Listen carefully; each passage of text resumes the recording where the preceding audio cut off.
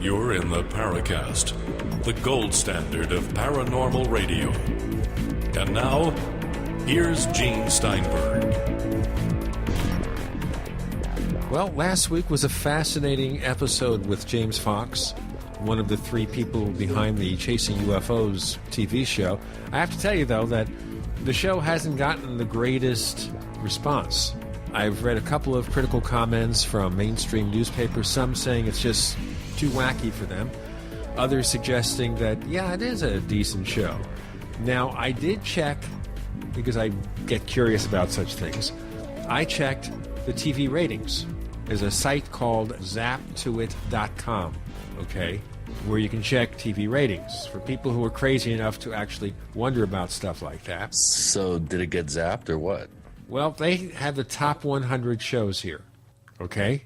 And number one was Family Guy. These are, of course, repeats, a lot of repeats on cable TV. Down at the bottom of the list, we had Flying Wild Alaska, House Hunters International, a repeat of Fox News Channel's O'Reilly Factor. But I can't see anything for... I'll do a search, okay? You hear me typing? That's real typing on a real keyboard. I keep a noisy keyboard because I learned from in the movies, when people type on computer keyboards, they have to be noisy. Looney Tunes is right in the middle of it, by the way.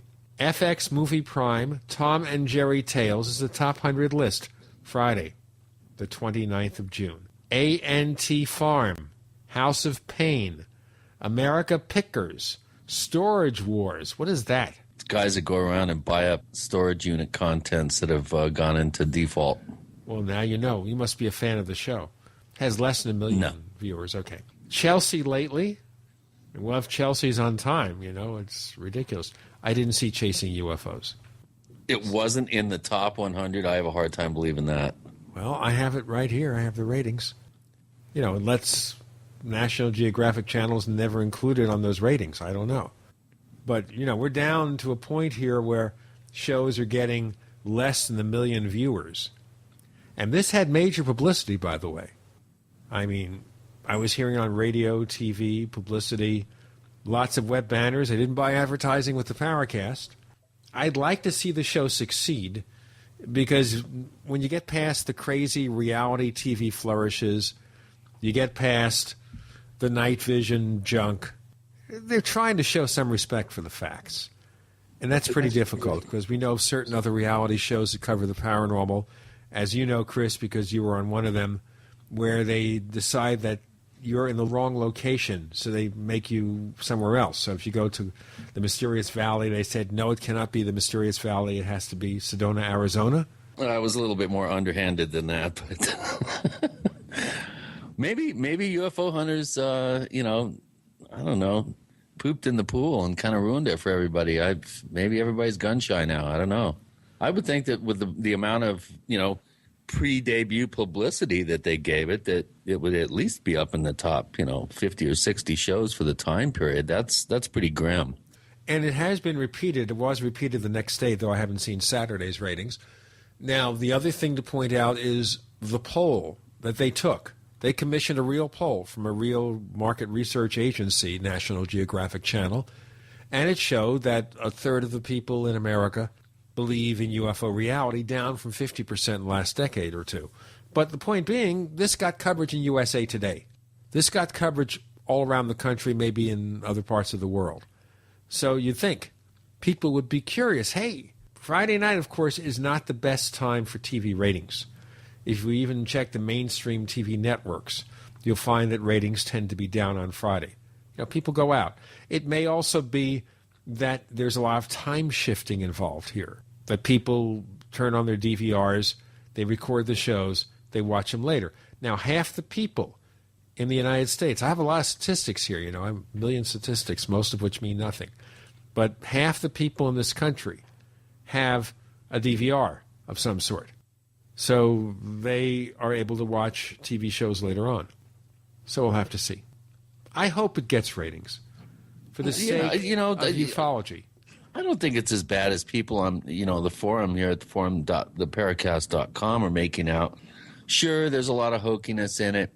They have those cameras that stick off their faces on poles. They walk around at night looking for physical trace evidence and after a rainstorm in the pitch black. Sure, there are some decisions that are being made, I think, with the entertainment value foremost in mind. But I think with good case selection, I saw some kind of fun repartee between the three principals with some good research, some good case selections. I think the show has a chance, but not if it can't get in the top 100 on its debut episode after all the publicity that it's gotten. That does not bode well. See, part of the problem here is that when you do a reality show, there are certain constraints to the medium. And when you go out to do something, you have to have a result. Even if you don't see something, you have to have something in the can. It has to look like something's going on. Now, with this show, they're compressing events, obviously. With some of the reality shows, I'll give you another example, the House Hunters show. You have a show of people who go out with a real estate agent to find a new house. And it's always 3 homes. Which of the 3 homes does this couple want to buy? And they show homes all over the world, not just in America, but in Europe, in South America, etc. It's an interesting show, but if you've ever gone to look for a new house, and the same applies to an apartment, you don't just have 3. And usually what they do is they reenact the walkthroughs through these homes for TV. It's a reenactment. Yes, the couple did buy a house. Yes, it's probably the house that you see on TV. Yes, this is the real estate agent. Yes, these are homes they saw. But it's only a compressed version of reality. Reality does not take 45 minutes of a 1-hour TV show plus the commercials. And to do that in the UFO field, it's darn difficult. Possible, but oh well, what do I know? Well, I hope it works. I do too. It's like Sci-Fi Investigates, that crazy show I think Richard Dolan was on that didn't do too well. I think these shows, they're just doomed. I don't know what it is, but I guess we'll find out. Ghost Hunters is still around. Yeah. The true. Ghost shows work very well. The ones that are about UFOs, well, there's a poll over at forum.theparacast.com right now about the best UFO show. And they start with In Search Of from the 1970s, Project UFO, UFO Files, UFOs Over Earth, UFO Hunters. Believe it or not, 3 people voted for UFO Hunters. I can't believe it. Ancient Aliens, One Step Beyond. That wasn't a UFO show, though. It's back in 1959. And Chasing UFOs, which got no votes, but tied for second, TV Has Never Treated the Subject with Respect. No, it's the red-haired stepchild of broadcasting. Well, that's about reality TV in general. I mean, if you got Survivor on TV, you got Storage Wars, how could you possibly take Chasing UFOs seriously? Storage Wars. I still can't understand some of these things. And maybe they want to look for Snooki or something. And I hear the name Snooki, and I think of Sookie, the character in the TV show True Blood about vampires and everything. But that's just me. I never watched reality shows. Yeah. Snooki, huh? Snooki. That sounds like it smells bad. We actually have a real show today, by the way. We do? Yes. And we have a return visit from a guest who was here 2 years ago. And he is an encyclopedic knowledge of UFOs, especially in South America. Well, any medieval case histories, too. I mean, there's very few people that can touch Antonio. Antonio Huneeus is one of the editors of the Open Minds magazine. He has fascinating articles and probably is the best resource they have in that publication. Yeah. Bar none. Antonio. Except for John Rayo's pockets. Antonio Huneeus joins us next. You're in the Paracast.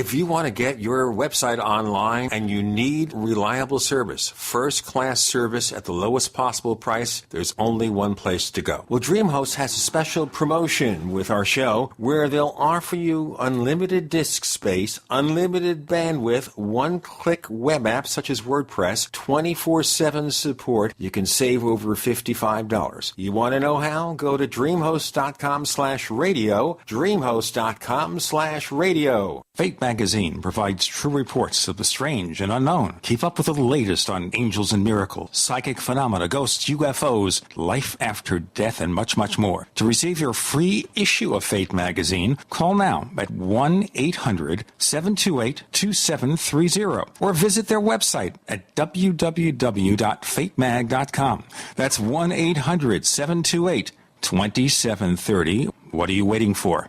Your fate awaits. Iodine protection packs from hempusa.org are now in stock for immediate delivery worldwide. Our iodine protection packs include microplant powder, green life kelp, red palm oil, and our clear roll-on iodine that will feed the body the iodine it needs. All iodine protection packs are in stock. Save you money and ship for free in all 50 states. Visit hempusa.org or call 908-691-2608 today. HempUSA.org has a revolutionary wonder food for detoxing the body and rebuilding the immune system. Microplant powder can help unclog arteries and soften heart valves while removing heavy metals, virus, fungus, bacteria, and parasites. Plus, it cleans and purifies the blood, lungs, stomach, and colon. Keep your body clean with microplant powder. Visit us at HempUSA.org or call 908-691-2608 today. We all know that Berkey water purification systems are the most trusted name in water filtration. As an authorized Berkey dealer for over 6 years and serving thousands of satisfied customers, the Berkey Guy offers amazing specials for Berkey water filtration systems. The Berkey Light systems include a set of self-sterilizing and recleanable black purification elements that purify water by removing chlorine, pathogenic bacteria, cysts, and parasites to non-detectable levels and remove harmful chemicals such as herbicides and pesticides. Order the Berkey Light system today, complete with 2 black Berkey elements for only $231, and the Berkey Guy will ship your order free of charge. With the purchase of a Berkey Light, the Berkey Guy is also offering a set of fluoride and arsenic filters for only $39.99. That's over 30% off the retail price. Call the Berkey Guy at 1-877-886-3653. That's 1-877-886-3653. Or order online at goberkey.com. That's goberkey.com today. Hello? Congratulations. For what? For losing all that weight. How'd you do it so fast? ASAP. ASAP what? What's that mean? Are you ready to get as skinny as possible, as soon as possible, as simple as possible, and as sexy as possible? I'm listening. Then get with the ASAP program. It's real and it works. No smooth talk, no slick advertising, and no exaggerated claims of success. I've got to know more. Welcome to ASAP, as slim as possible. Whether you have 10, 20, or 50 pounds to lose, ASAP is your weight loss answer. ASAP targets the abnormal fat reserves and makes them available to be burned as fuel and contains no caffeine or hormones. Order ASAP at wholesale prices or join the team to share the business with others. Visit GCNteam.com or call 877-878-4203. GCNteam.com or call 877-878-4203. Lose weight and look great with ASAP, as slim as possible. We'd like to hear from you. If you have a comment or question about the Paracast, send it to news@theparacast.com. That's news@theparacast.com.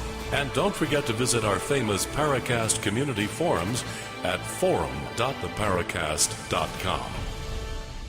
We have Antonio Huneeus. He's one of the editors of the Open Minds magazine. He's been involved in the UFO field for a number of years, has an amazing knowledge about a lot of things, and has written some fascinating articles for Open Minds, one of which is about the Mayans 2012 and UFOs. In fact, I think we should start with that. Antonio, welcome back to the Paracast. Thank you, Gene, and hi, Chris. Hey, Antonio, welcome back, man. Okay, so Chris started this discussion by updating our forums at forum.theparacast.com. with an article you wrote about the Mayans 2012 and UFOs. So I am very curious. What is the possible connection with all three? Okay. What I try to do, the article really doesn't have any final conclusions or anything, but what I try to do with that article, it was a cover story. It was not on the current issue, but on the issue before of the Open Minds magazine, and people can, get them through our website at openminds.tv. But anyway, what I try to do is to explain what is this phenomenon of 2012, put it a little bit in context.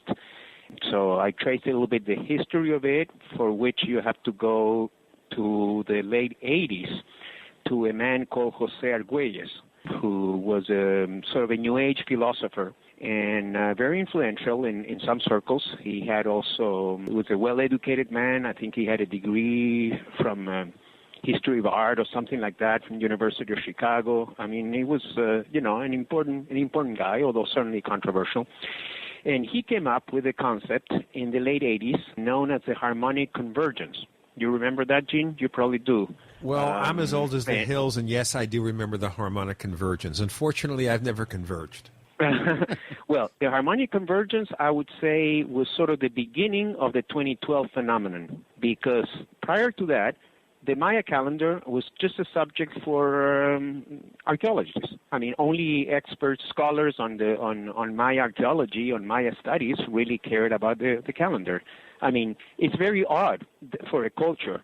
Every culture has its own calendar, right? We use the Gregorian calendar, which was actually based on the Julian calendar, which comes in Roman times.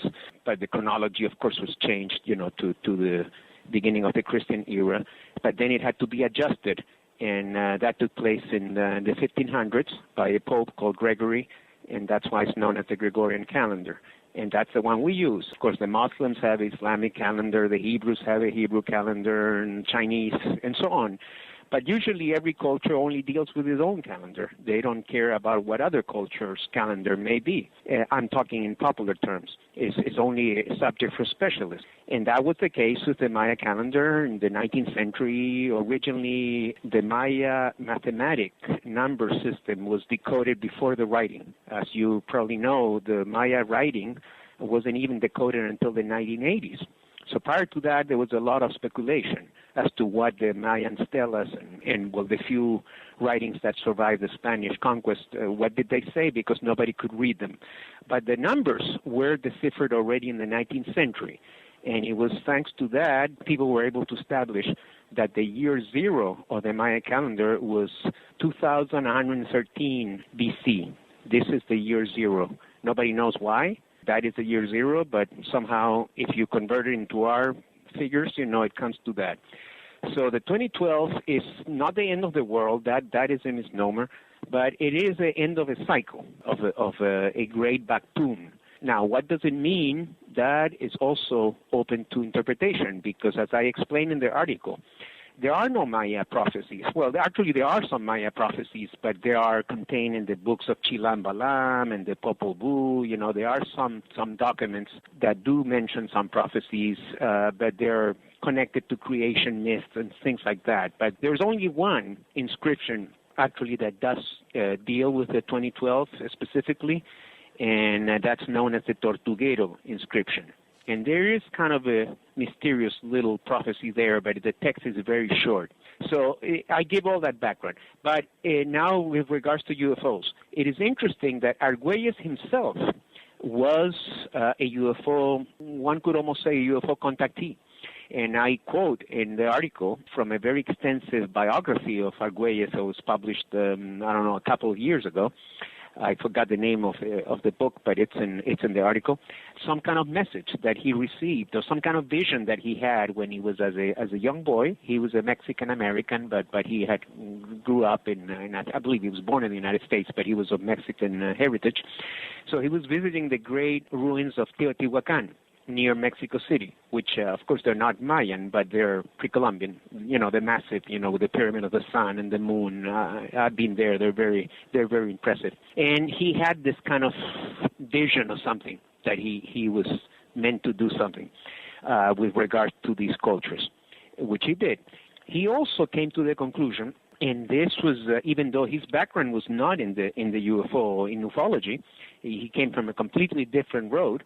But he also came to the conclusion that the great King Pakal, the king of Palenque, which the famous stela of the Palenque astronaut, I guess is how they call it, it was an extraterrestrial. And he wrote this in a book that was called The Mayan Factor, which was published in 1988, which was a pretty important book. No, it wasn't a bestseller in massive numbers, but it was a very influential book in the New Age culture.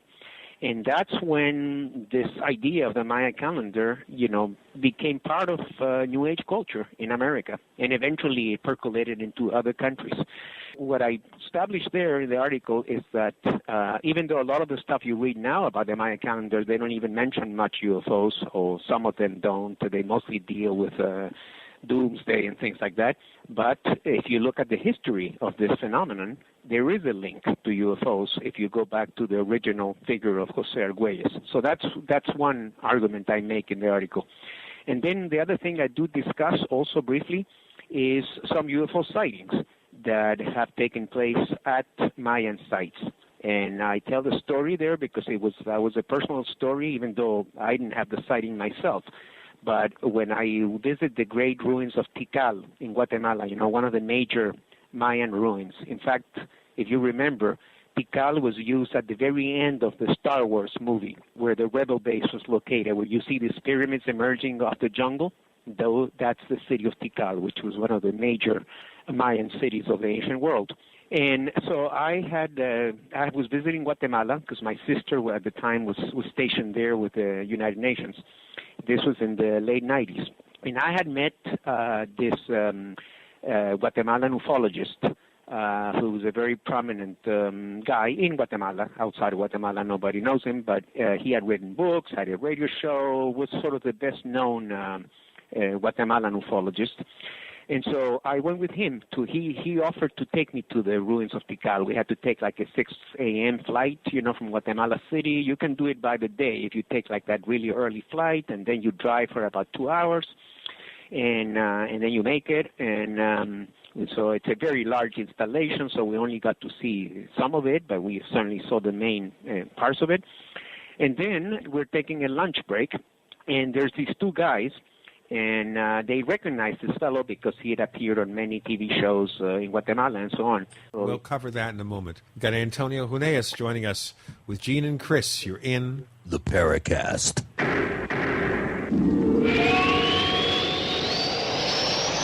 America's #1 source for independent talk radio for over a decade. We are the GCN Radio Network. We also have swag. We have all these exclusive Paracast things that you can buy. We've got 60 or so different items, and entails T-shirts, sleeves for notebook computers, iPad cases, mouse pads, the Paracast Jumbo tote bag, all sorts of T-shirts and jackets and stuff like that for men and women. We have a Paracast aluminum water bottle. All this stuff, you go to store.theparacast.com, store.theparacast.com. What makes it special is that the items are the best quality, great T-shirts, fabrics, and they have our official logo on them. That's what makes them special, in multiple sizes and colors. We even have stuff for children, stuff for women, stuff for men. We have all sorts of sizes, like small up to X large. A lot of good stuff. That's the swag from the Paracast. You go to store.theparacast.com, stop by, and take a shopping tour. We want to know, how do you use WebEx? The smartest thing my company did was to give us WebEx. I'm in sales, and now I get twice the meetings, close twice the business, and make twice the money. I guess I should say thank you to the folks in IT.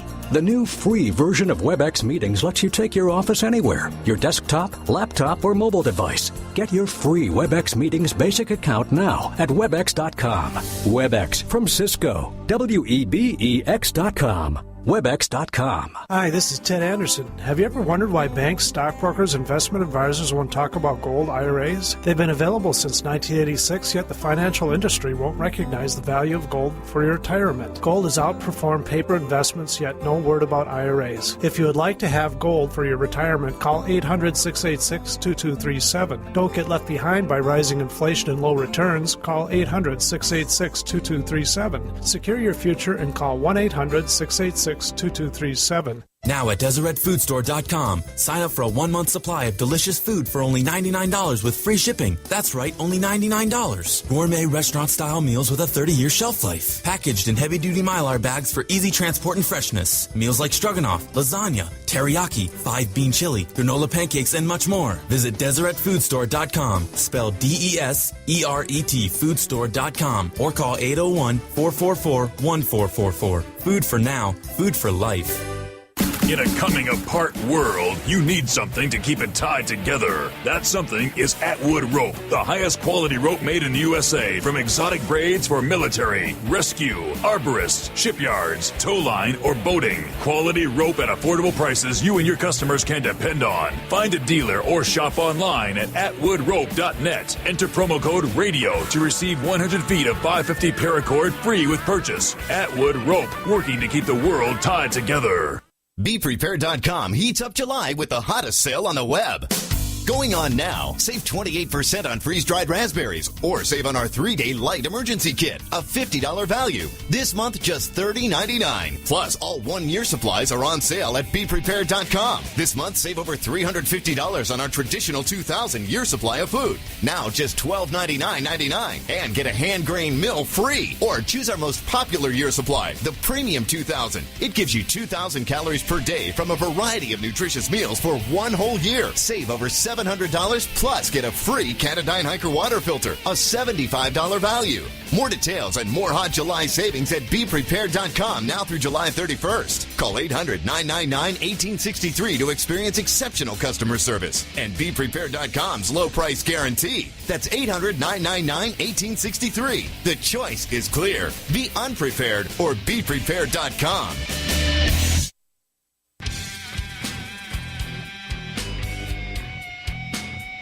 This is Kurt Sutherland, the author of UFO Mysteries, and you're listening to the Paracast. We have Antonio Huneeus joining Gene and Chris in the Paracast. Before we broke, Antonio was into this interesting visit where, was it 2 locals recognized your companion?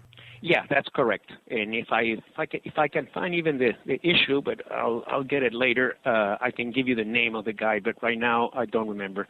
But anyway, so they recognize this fellow because he had been on TV shows, and they say, licenciado. You know, they love that word in Latin American countries. Means basically someone with a university degree. We were thinking of you the other night because we saw a UFO.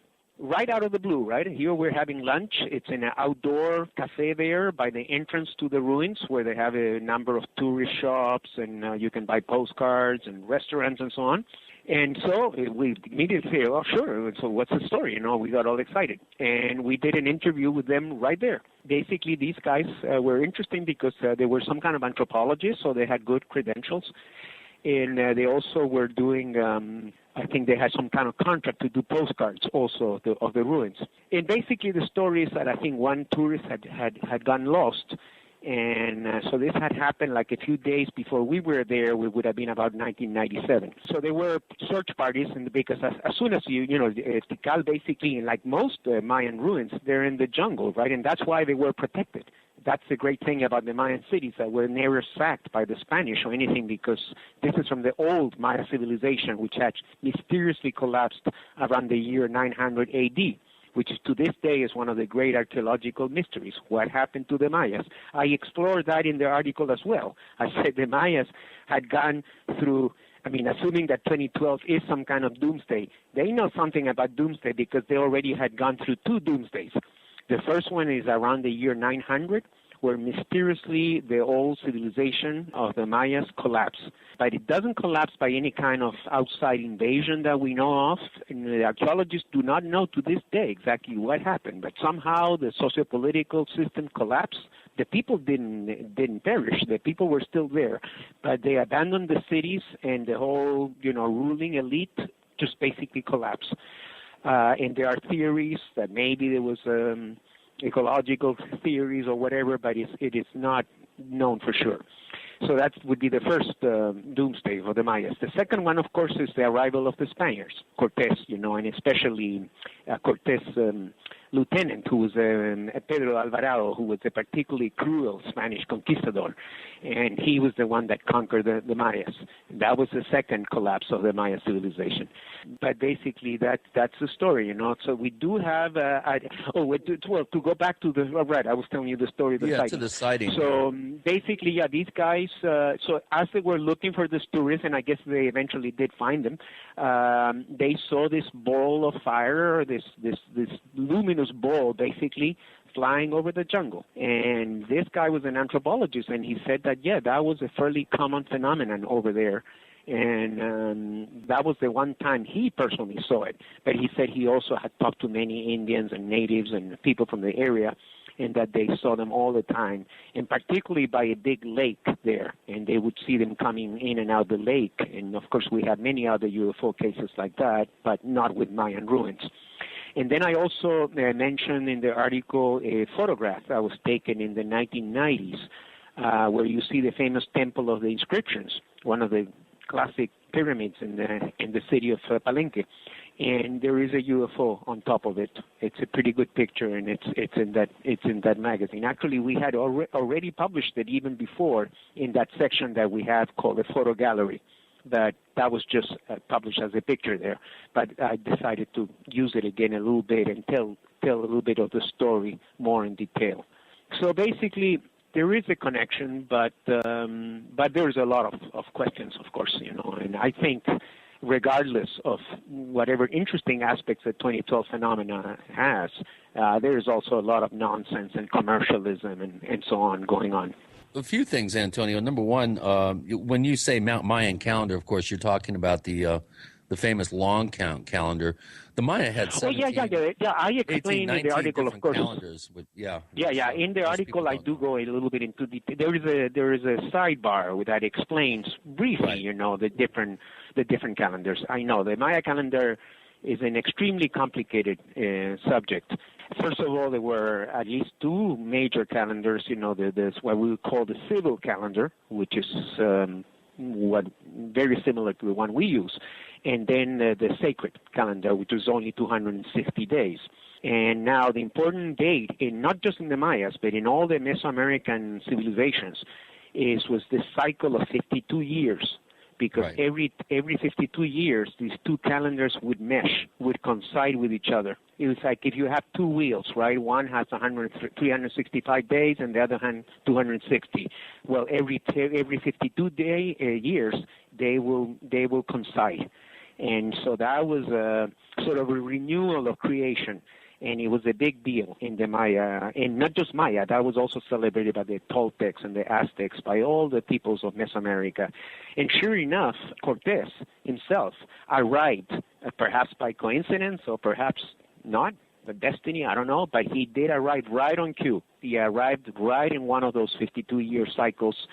And, of course, he also used all these prophecies that the ancient Americans had about the return of Quetzalcoatl, the great mythical figure of Quetzalcoatl, but he was more than a mythical figure. There was also a historical figure called Quetzalcoatl. Well, Antonio, another quick question here. I've seen references to some sort of new knowledge that's come out that claim that the Maya actually left this planet and went elsewhere. I've never seen anything definitive in terms of any sort of academic interpretation that would lend any credence to that story. But have you heard that the ancient Mayas somehow were in contact with? Well, the story that the Mayans left, I think it came fairly recently, with regards to that documentary that is being made by that guy, Rulfo and the other guy, the son of the actor, the Hollywood actor. Right, Raul Julia's son. Yeah, Raul Julia's son. In a number of sort of part of their PR campaign, and I'm not sure where their documentary is going at this point. Yeah, wasn't that supposed to be out by now? No, it was never supposed to be out by now. It was supposed to be out by towards the end of the year. But initially they were supposed to start filming back in November, and they had the permission, apparently, of the Mexican government and all that. That I explained in the article as well, that the Mexican government has jumped into the act, but for very logical reasons, and that make total sense, and you don't need to invoke anything esoteric. Tourism, I mean, it's a big source of income in Mexico, and so they in 2011, the president of Mexico, well, they just had elections, but the one that was at that time, or still the president of Mexico, launched this program called the Maya World 2012, and because they were expecting a lot of tourists, so it's not it includes exhibits, working on infrastructure, all kinds of things. And so that would include, support like documentaries and things like that. But obviously the Mayas didn't go anywhere. That's a misnomer. Again, you see that in a lot of articles and TV shows and things like that when they say the Mayas disappear. The Mayas didn't disappear, neither in the year 900 or after the Spanish. Yeah, their civilization collapsed, but the people are still there. They're still there to this day. They're no longer when Mayas we did an earlier show, Antonio, with Chris's brother and some other people involved in the Southwest tours, they were telling us, of course, there are several million Mayans still around? Yeah. There are at least 4 million or something like that. Now, they're no longer called Mayas. When I was in Guatemala, they told me that there were something like 24 different ethnic groups. That's how they call them. The main one is called the Mam, and others have various other names. But basically, they're all descendants of the Mayas. It's been so long now, so many centuries, that their languages are slightly different, and they're considered different tribes. Exploring the Mayans, UFOs, and lots more. Antonio Huneeus joins Gene and Chris. You're in the Paracast.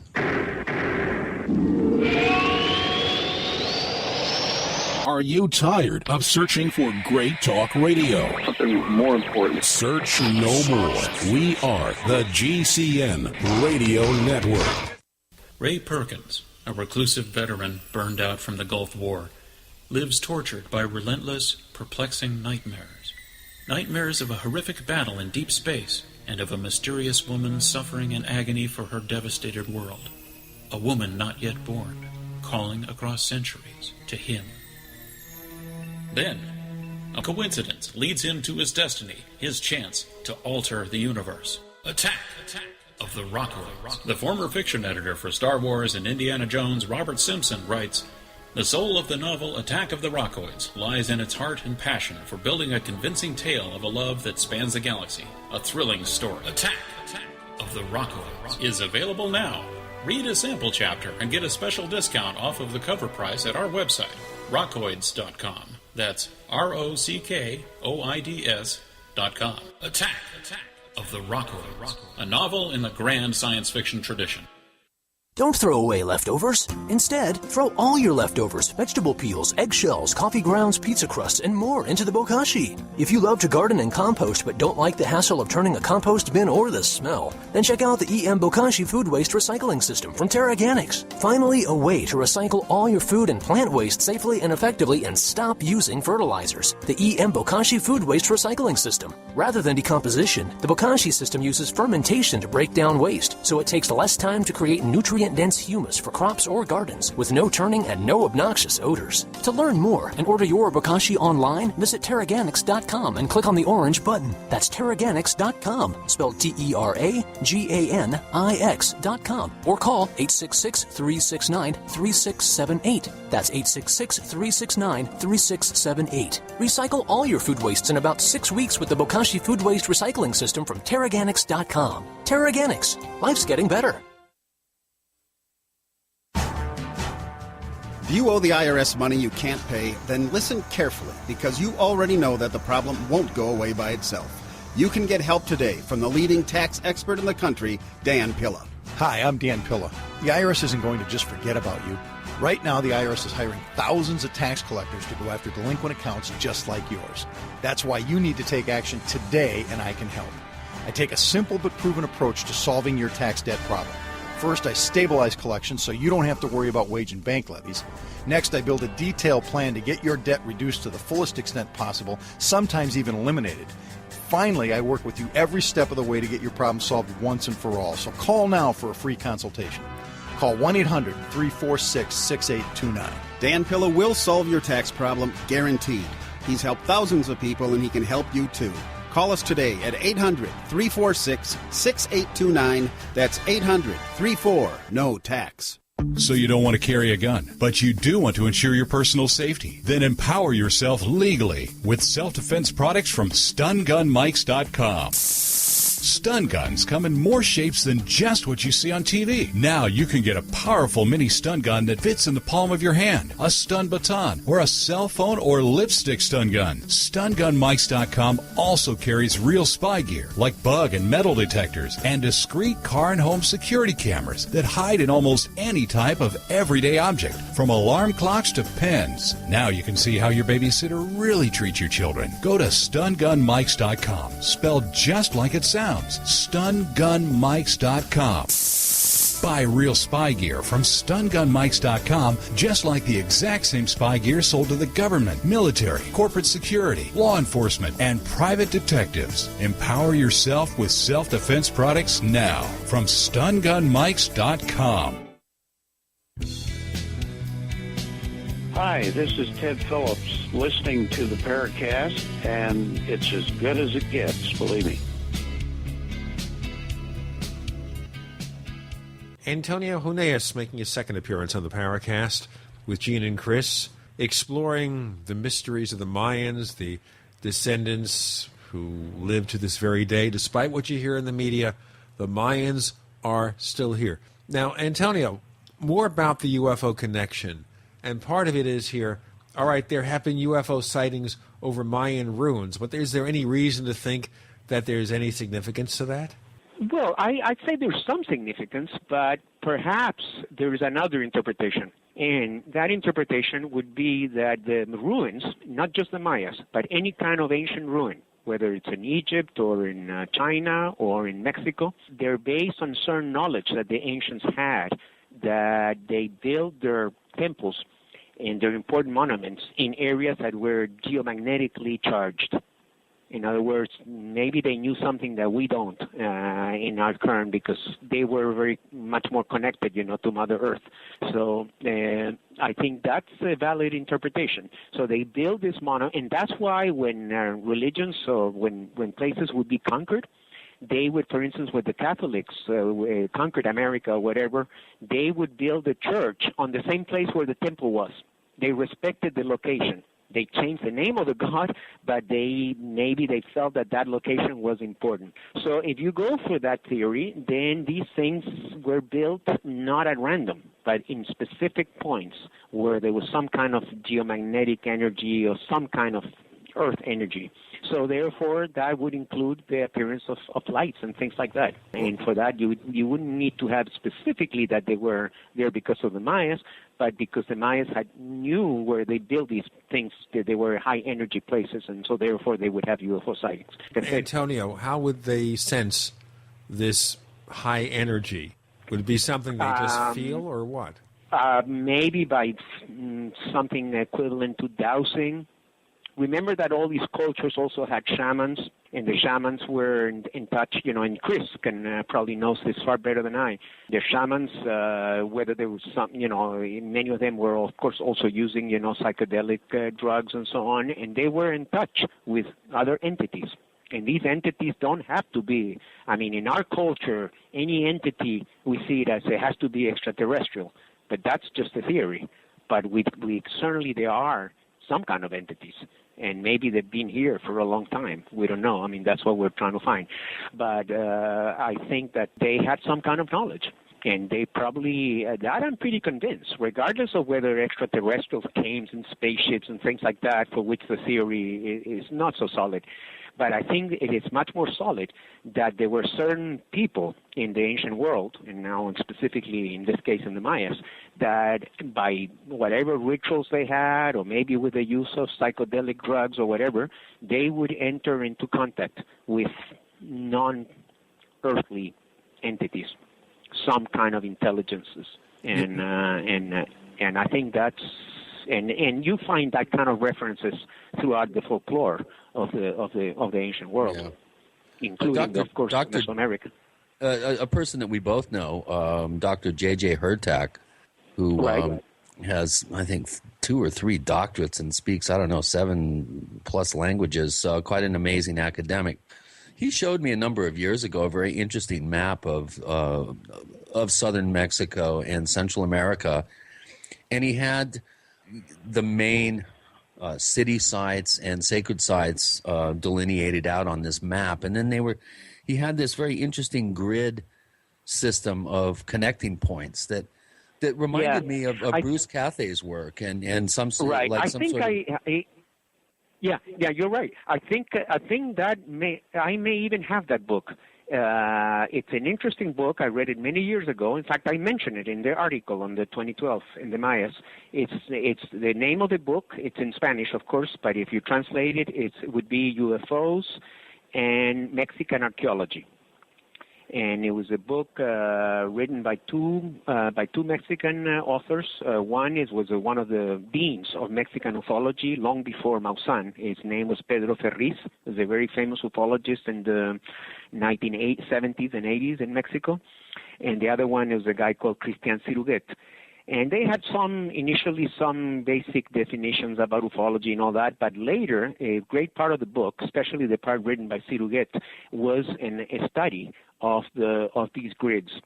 And I wouldn't be surprised that maybe that map that Hurtak showed you might have come from that book, because what this guy did is he put in the map all the different great Mexican ruins, pyramids, and then he started connecting them and building like a geometry.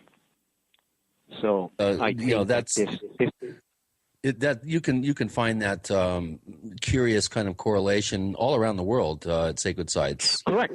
It's the same thing I was saying before about sacred sites. It doesn't. In this particular article, I dealt with the ones in Mexico and Central America, but it applies just as well, I think, to any ancient structure. I'm pretty convinced that the ancients knew something. They could sense something by whatever means they did it. And we might be able eventually to get there too, but knowing our culture, we'll probably have to do it technologically. We'll have to come up with equipment that will prove that there is some kind of geothermal energy or geomagnetic energy or something in these sites as opposed to other sites. Another person that you mentioned in the article that I think deserves mention here is Terence McKenna and his work with Time Wave Zero. He came up with a way to graph novelty and change as it ebbs and flows in culture, and it's actually a system that he felt was even predictive. And before Arguelles came out with the Mayan factor and put a lot of focus on this 2012 date, Terence McKenna came up with a very interesting observation that time period would be see the ushering in of an amazing amount of novelty and change into the world. And his date, I think, was towards the end of November, and then after the Mayan factor came out, he kind of nudged it up into December, if memory serves me correct. But what do you think of that? What do you think of all these predictions now that are coming out, and this whole Hollywood take on this? Yeah, like I said, it started with these kind of visionary guys, even though they were controversial, but nevertheless they were important. One could say philosophers, certainly Arguelles, both of them I would consider philosophers, because Arguelles, one of the things that I liked the most of him, especially towards the end of his life, was, and which wasn't his idea, actually that comes from a famous Russian scientist called Vernadsky. He coined the term, and also the great French Jesuit philosopher Pierre-Terrien Desjardins. And these guys came up with this concept known as the noosphere. Okay, we're all familiar with the atmosphere and the biosphere and the geosphere, right? They're the different realms of the Earth. But normally people see them in terms very scientifically, right? I mean, the geosphere and the magnetosphere, just specific physical aspects of our planet.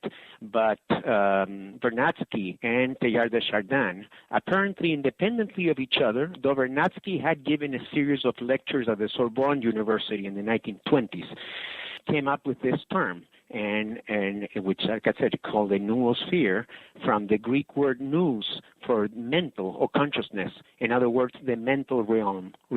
So what we're saying is, in addition to all the physical and biological spheres in our planet, there is also a mental field, and which is the combination, I guess, of all the consciousness that are alive, and probably those that were alive too, And you find actually a similar concept in the ancient, especially in the Sanskrit tradition, known as the Akashic records.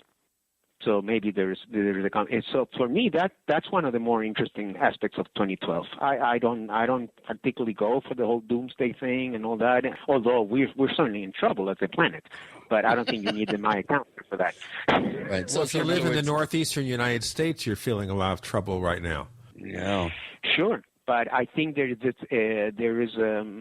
also the possibility, the option that maybe something good will come out of this, and we'll get people to jump into another level of consciousness. I think that's the most interesting aspects of the 2012, which was initially, outlined by people like Arguelles and McKenna. Nowadays, I think there's a lot of people that have jumped into the bandwagon with 2012. Probably some of them are sincere and some less, and they're just trying to make a buck. So basically right now, for 2012, it's the in thing to get part of the bandwagon, but if nothing happens through the year other than what we normally expect, nothing really strange or untoward, then we could look for another year and another possibility. We have Antonio Huneeus, and we'll have a lot more coming with Gene and Chris because you're in the Paracast.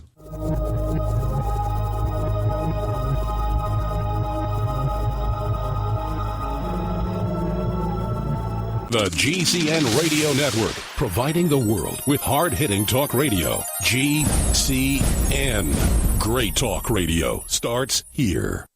Hi, this is Ted Anderson. If you'd like to listen to GCN programs on the go, I have great news. GCN has created a Droid and iPhone application, and it's free. Just as easy as going to GCNlive.com, click on the banner, and download. Before you know it, you'll be listening to your favorite hard-hitting GCN shows, live or on demand, right on your Droid or iPhone, 24/7 and on the go. So download the Droid and iPhone app free by clicking on the banner at GCNlive.com. Thanks again for listening to GCNlive.com. Again, that's GCNlive.com. Hi, this is Ted Anderson. Have you ever wondered why banks, stockbrokers, investment advisors won't talk about gold IRAs? They've been available since 1986, yet the financial industry won't recognize the value of gold for your retirement. Gold has outperformed paper investments, yet no word about IRAs. If you would like to have gold for your retirement, call 800-686-2237. Don't get left behind by rising inflation and low returns. Call 800-686-2237. Secure your future and call 1-800-686-2237. Digestive health is the key to wellness and elimination of toxins. That bears repeating. Digestive health is the key to wellness and elimination of toxins. And Pro EM1 Daily Probiotic Cleanse is the key to digestive health. Pro EM1 is a powerful liquid probiotic, strong enough to cleanse, gentle enough to use every day. Pro EM1 is dairy, wheat, and soy-free, contains all natural and certified organic ingredients, contains no preservatives or animal products, supports a healthy digestive and immune system, supports weight loss, improves absorption of food nutrients, aids in controlling yeast infections, is never freeze-dried, and uses 3 groups of live, viable, beneficial microbes to cleanse and remove toxins. Order Pro EM1 Daily Probiotic Cleanse at Teraganix.com, spelled Teraganix.com, Teraganix.com, or call toll-free 866-369-3678. That's 866-369-3678. Pro EM1, the raw probiotic.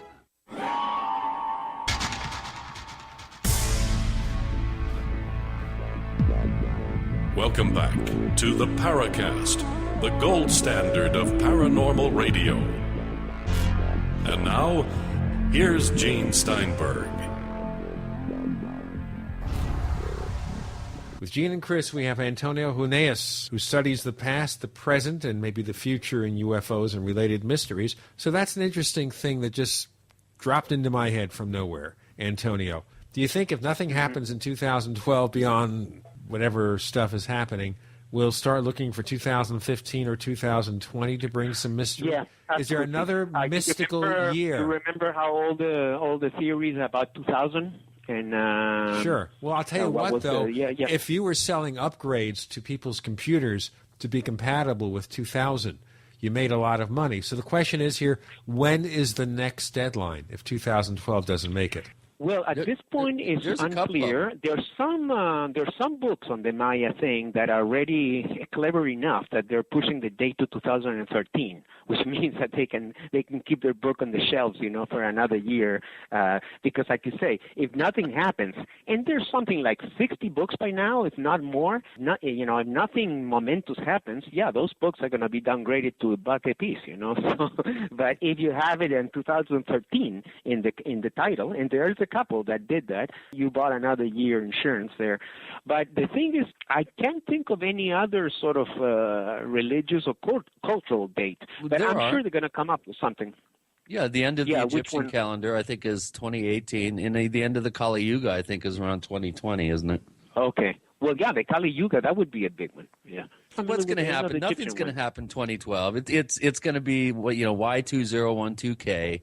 The media is going to go crazy in November, December. There's going to be a countdown. Of course, a few little things will happen. People will get all nervous. And then, December 22nd will dawn and everybody will breathe a big sigh of relief. And then all hell's going to break loose in 2013. Exactly. Then maybe 8 months later or something. I mean, even there was all the expectation about 2000, right? The millennium, right? Nothing happened really on the millennium. But yet then a year later we have the, 9/11. And that changed things forever. Yep, self-created, the self-fulfilled prophecy. We're programming our futures based on our front-loading by the media that's all fear-based. And So we're going to take down the planet by our collective unconscious. Could be. But the trick would be to jump from the unconscious to the conscious.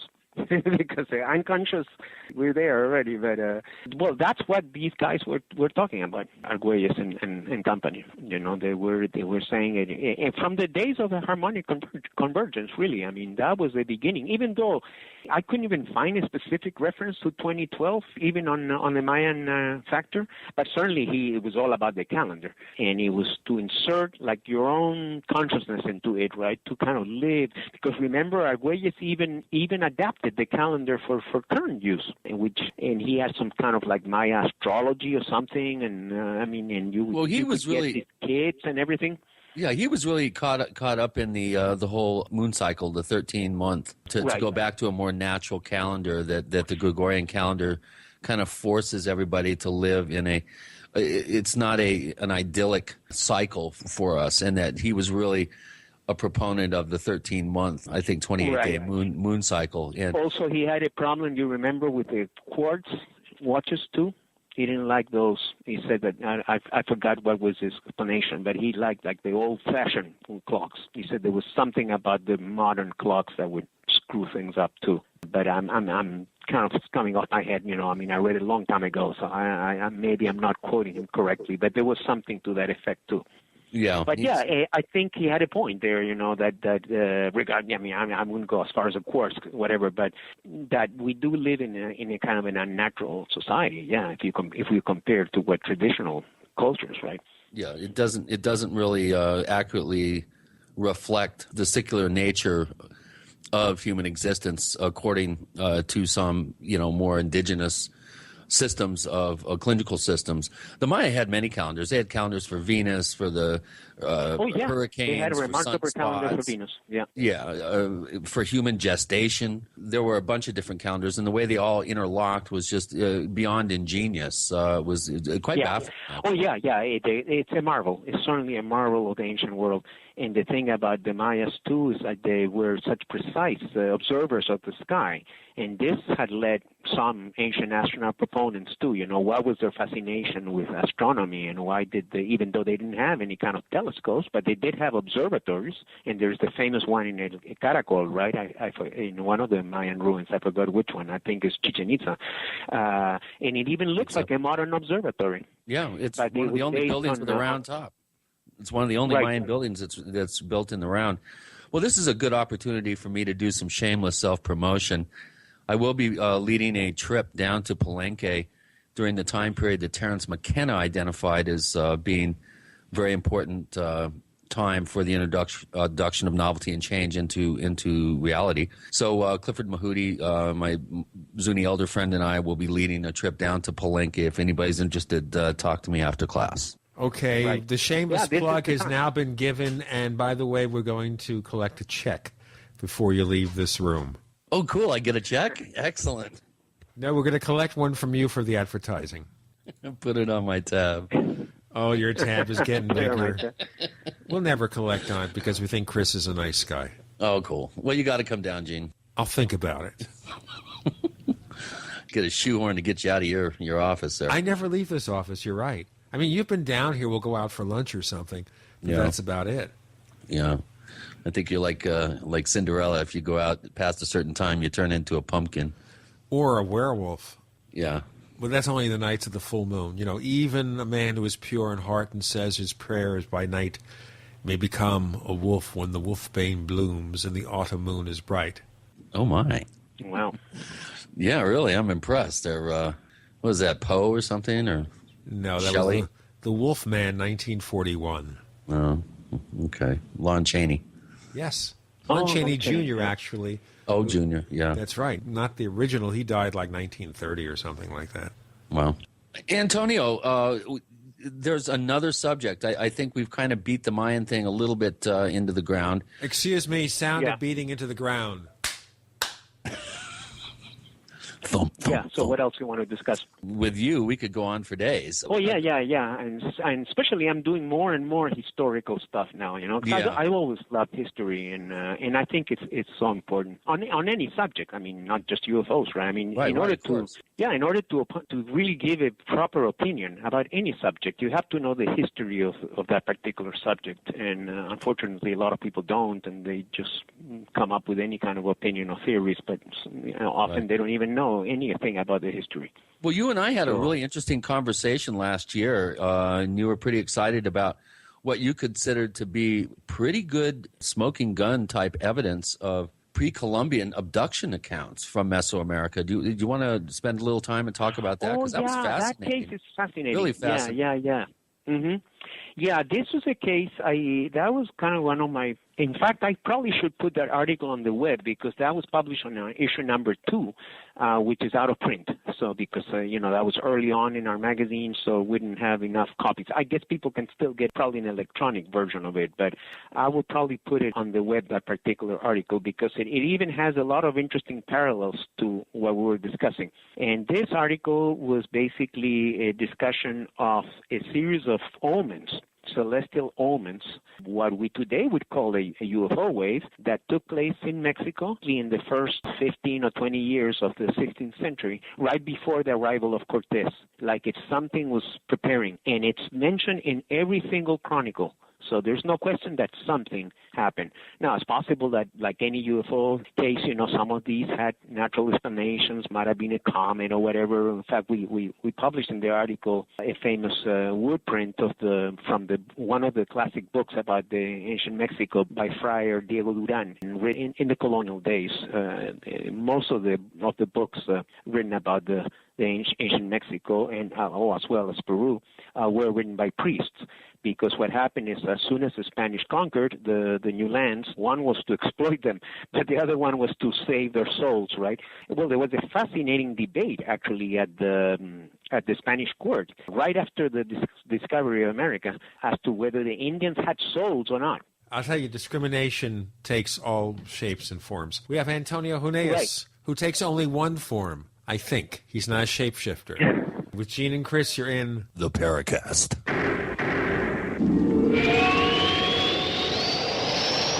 Graphic Converter is the image manipulation tool for the rest of us. It does not use any database. You get full control of all your files. Want to view the images of a folder? Drag it into Graphic Converter and a powerful browser opens up to show your image files. You could use it for slideshows. You could use it to import images from digital cameras or from scanners. Need to do some image editing? You can do that too in Graphic Converter. Also print catalogs. Convert from so many formats I can't even list them. Download now to see if Graphic Converter is good for you, like 1.5 million other users. Guess what? You could save money when you buy Graphic Converter. Use the coupon code Night Owl. Use the coupon code Night Owl to get a special price for Graphic Converter. Go to lemkesoft.com. That's LEMKEsoft.com. Lemkesoft.com. LEMKEsoft.com. Digestive health is the key to wellness and elimination of toxins. That bears repeating. Digestive health is the key to wellness and elimination of toxins. And Pro EM1 Daily Probiotic Cleanse is the key to digestive health. Pro EM1 is a powerful liquid probiotic, strong enough to cleanse, gentle enough to use every day. Pro EM1 is dairy, wheat, and soy free, contains all natural and certified organic ingredients, contains no preservatives or animal products, supports a healthy digestive and immune system, supports weight loss, improves absorption of food nutrients, aids in controlling yeast infections, is never freeze-dried, and uses 3 groups of live, viable, beneficial microbes to cleanse and remove toxins. Order Pro EM1 Daily Probiotic Cleanse at Terraganics.com, spelled TERAGANIX.com, Terraganics.com, or call toll-free 866-369-3678. That's 866-369-3678. Pro EM1, the raw probiotic. That's the sound of your door being kicked in by an intruder with a single kick. That's the sound of the same door now protected by the Door Sentinel at MySafeDoor.com. Go to MySafeDoor.com right now and watch the amazing video. At MySafeDoor.com, you'll learn how to turn your home into a fortress with the Door Sentinel. 16 kicks later, and the Door Sentinel is still holding strong. MySafeDoor.com. That's MySafeDoor.com. Hi, this is Ted Anderson. Have you ever wondered why banks, stockbrokers, investment advisors won't talk about gold IRAs? They've been available since 1986, yet the financial industry won't recognize the value of gold for your retirement. Gold has outperformed paper investments, yet no word about IRAs. If you would like to have gold for your retirement, call 800-686-2237. Don't get left behind by rising inflation and low returns. Call 800-686-2237. Secure your future and call 1-800-686-2237. Attention business owners and individuals who owe the IRS. Do you owe $10,000 or more in back taxes? You need aggressive representation. Call Certified Tax now and speak to one of our tax attorneys, enrolled agents, or tax professionals who specialize in tax liens, back taxes, tax debt, wage garnishment, and collections. We won't waste your time. Instead, we'll be on the phone with the IRS within 30 minutes of you becoming a client. And you can become a client right now. We've settled millions of dollars in tax issues for a fraction of the cost. Find the peace of mind knowing the IRS will not be knocking at your door. Protect your home, business, and family today. We know the tax laws, and we act fast. Call today for your free, no-obligation consultation. 1-800-685-9751. Remember, we'll be on the phone with the IRS within 30 minutes of you becoming a client. That's guaranteed. Call Certified Tax at 800-685-9751. That's 800-685-9751. Again, 800-685-9751. We'd like to hear from you. If you have a comment or question about the Paracast, send it to news@theparacast.com. That's news@theparacast.com. And don't forget to visit our famous Paracast community forums at forum.theparacast.com. When you start Antonio, he never stops because he's got so many fascinating stories to tell. On the Paracast, we continue with Antonio Huneeus. He is one of the editors at Open Minds magazine, and he's been around the UFO and paranormal fields for hundreds of thousands of years, right? That's good. I have a million of them, and none of them are funny. You started a bit of a presentation before we broke, and let's kind of pick up on that. Yeah. So I was talking about this debate that took place at the Spanish court or at the University of Valladolid. I forgot exactly when it was. Like but whether the Indians the had first, souls, right? Yeah, because it was the first debate on human rights, basically. I mean, they had discovered this huge land, which initially Columbus thought it was Asia, right? But then shortly thereafter, they realized it wasn't Asia. And then, so what do they do with these people? For most of the people in the crown or whatever, all they wanted was gold and exploit them or whatever. But there were some priests that they were more, whatever, more human, I guess. And they realized that in fact, a lot of the priests became like the defenders of the Indians. So, and that's why, because they had to learn the language. Once the determination from the Spanish crown was that the Indians had souls, so therefore they had to be Christianized, bring into the new religion, into the true religion, as opposed to the satanic religion that they had, right? And maybe even the Spanish had a point when they saw the gruesome human sacrifice of the Aztecs. They said, "Hey, this is the devil, man." I mean, who else? Opening people's chests and taking a palpitating heart and stuff like that. I mean, that was pretty gruesome. That sounds like an Indiana Jones movie, right? The Aztecs did it for real, and with thousands of people. The Aztecs had even set up a system where they didn't want to conquer these other kingdoms, and instead they had a blood tax. That's why a lot of these tribes actually supported the Spanish, because they had this horrible system under the Aztecs where they would kind of have sort of a self-government, but then they had to supply 500 young kids, every year or whatever, for the human sacrifice. So it was determined that now you had to give the true religion true in quotation marks, to the Indians. So they sent all these missionaries. They were mostly Franciscans, initially Franciscans, later they were also Dominicans and other priests. And these people learned the language in order to properly evangelize, right, the natives. But as they learned the language, then they also got exposed to their culture. And then they talked to a lot of elders at a time when these elders had lived under independent kingdoms, right, not under the Spanish. So that's how really the first important Spanish chronicles were written. A couple were written by soldiers like Bernal Díaz del Castillo, but most of them were written by priests. And the most famous of all the priests was Sahagún, Bernardino de Sahagún, who is considered in current days as the father of Mesoamerican anthropology, because he wrote a massive book, which wasn't even published until the 1820s, where he examined every aspect of the ancient Mexican civilization. Now, I should ask you here, that wasn't because they wanted to deprive him of his royalties, so they waited till he was dead. No, basically he was a priest, so he wasn't doing commercially. He sent the papers to his order in Spain or to some archive, and then eventually in the 1820s someone discovered it, and it was finally published. And now it's highly regarded, that book, because it has, and of course in that book there is a chapter about the omens as well, which I discussed in my article.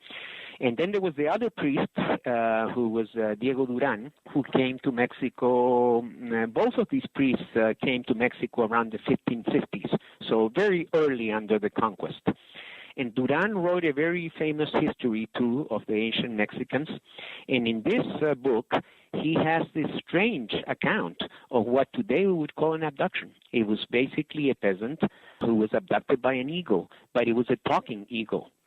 And as we know, eagles don't talk, so something happened. It's actually much more fascinating than that. The guy claims, as the story was told by Duran, and that he was in the fields, tending the fields or whatever, just a peasant, and then he gets taken by this eagle. And then the eagle takes him to some cave somewhere and then talks to him. And then they tell him that he has to appear to the Emperor Moctezuma and give him this sort of warning that unless he humbles himself or whatever, his game is up, basically. So next, in this kind of vision, because as far as we know, he never physically left this cave, he appears in a room, and there's Montezuma, who's kind of sleeping. And then he takes kind of a cigar. As you know, the Indians invented tobacco, right, also, among other things. But they used it for different purposes that we do. And then with this cigar, burns him on the thigh, I guess under the instructions of this talking eagle or whatever. so burns him on the thigh. And then next, he is taken by the eagle again, and he's back in the field or in his village. They tell him that on the next day, then he has to, the king, as kings often did in those days, you would receive, right, the people, and the people would come with problems, and you would act as a judge or whatever. So sure enough, the poor guy shows up on the next day, and he meets Montezuma and tells him the story, and then Montezuma says, yes, I had a dream in which someone burned my thigh, and sure enough, his thigh was a wound there. So then he got angry with the poor guy, and they throw him in jail. And that's the end. Even though the eagle had told them, this is interesting because often in UFO abductions, the so-called aliens tell the abductees something, and then things turn out differently. So the same here. The talking eagle had told the Indian, don't worry, nothing's going to happen to you. Don't fear. You go see the emperor and tell him what I told you. But sure enough, according to Duran anyway, he got thrown into jail, and that's it. That's the last we heard of the poor peasant. But what's fascinating... The moral of the story is don't burn the king on the thigh. Maybe leave some lipstick or something, but don't burn him on the thigh. Right. But what's fascinating, there is a church in Mexico City from the 17th century. I don't have the article with me here, but I forgot the name right now. It's San Ignacio or something like that. I can look it up. And in this church, there is a stone monument of different aspects of the history of Mexico, whatever, and this is from the Baroque period, 1600s. And sure enough, and we published the picture in the article, which I took myself, there is the story of the peasant being taken by the eagle. So that appears in an actually stone monument in a church in the 1600s. So it must have been a fairly important case for it to make it to a stone monument in a prominent church. There's been a lot of important cases. This case has never been published in English. I think I was the first one, as far as I know. There's been a lot of activity over the years in Mexico. It seems to be a hotbed for UFO activity and paranormal type reports. And it seems like that kind of history of increased amount of activity does tend to, we're kind of getting hints that it may have been going on before the arrival of Europeans. That's a really fascinating case. Any other cases that you found in your research that talk about UFO type phenomena that predate the arrival of Europeans or from that 14th, 15th century time period? One of the things I mentioned I did a web story on that too, but I also in the openminds.tv website, but I also published it in the 2012 article. We have another story coming from Antonio Huneeus. Then we're going to ask questions from our listeners. With Gene and Chris, you're in the Paracast.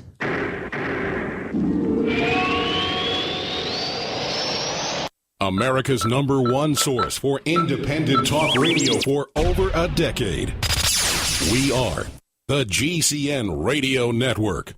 Whether it's personal mail, whether it's business email, you want reliable, dependable delivery, freedom from spam, freedom from viruses. Well, Polaris Mail offers professional email hosting services for your personal or small business use. Each account uses 25 gigabytes of storage, an easy-to-use webmail interface, and full mobile sync. Sign up today for a 30-day free trial at polarismail.com, polarismail.com. So here's what happened. I was placing an order online. The site went down. It just stopped responding. It took hours before it returned, but I'd already placed the order with another company. If your site goes down, you could lose business. And if you have a business or personal site, you'll want to know it's easy to run and it will stay online. At iWeb, your site is hosted on one of the most reliable networks in the world. Check it out. iWeb.com. That's iWeb.com.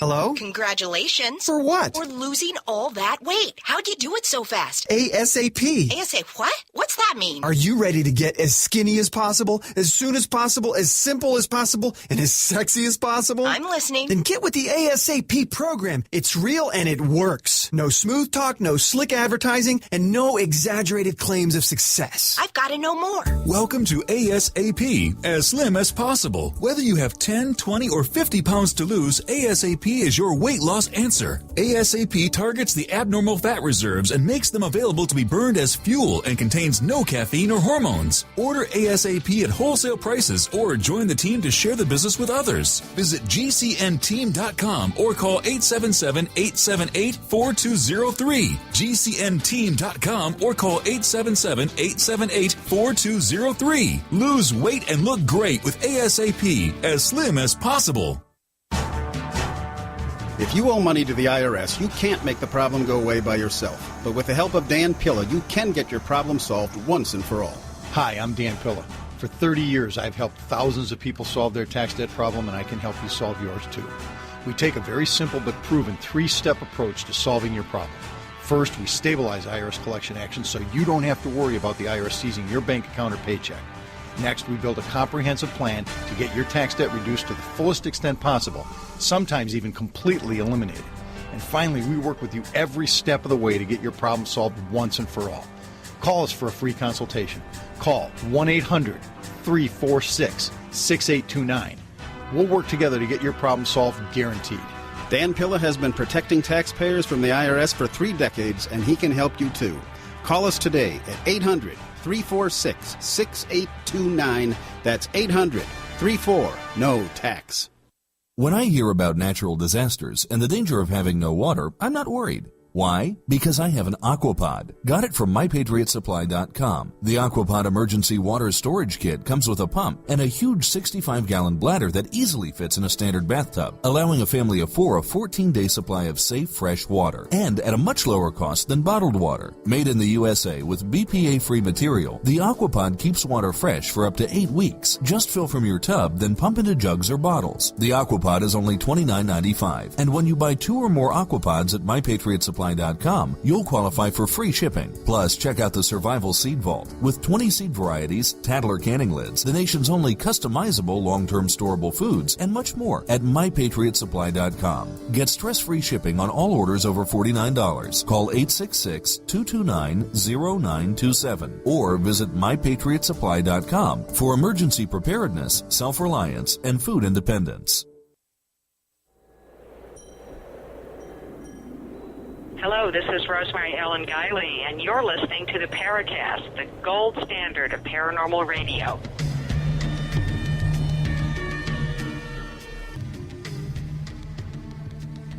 Yes, as Chris wants to make himself sound old because he's basically channeling a Mayan right there. I think that's what's happening. We have Antonio Huneeus, who's about to tell us another story, please.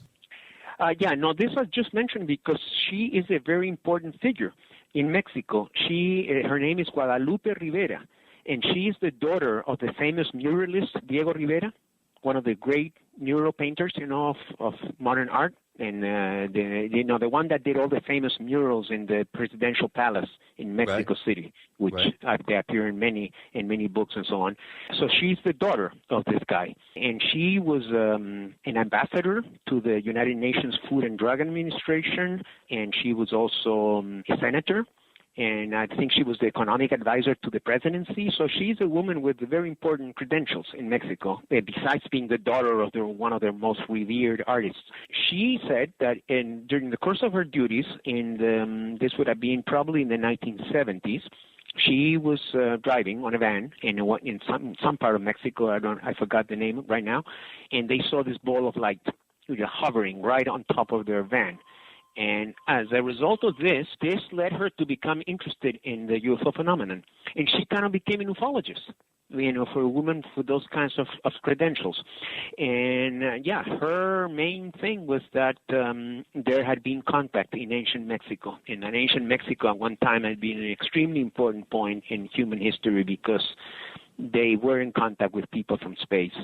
And they gained knowledge and so on, but then somehow they lost it, and as a result, then they got conquered by the Spanish and so on and so forth.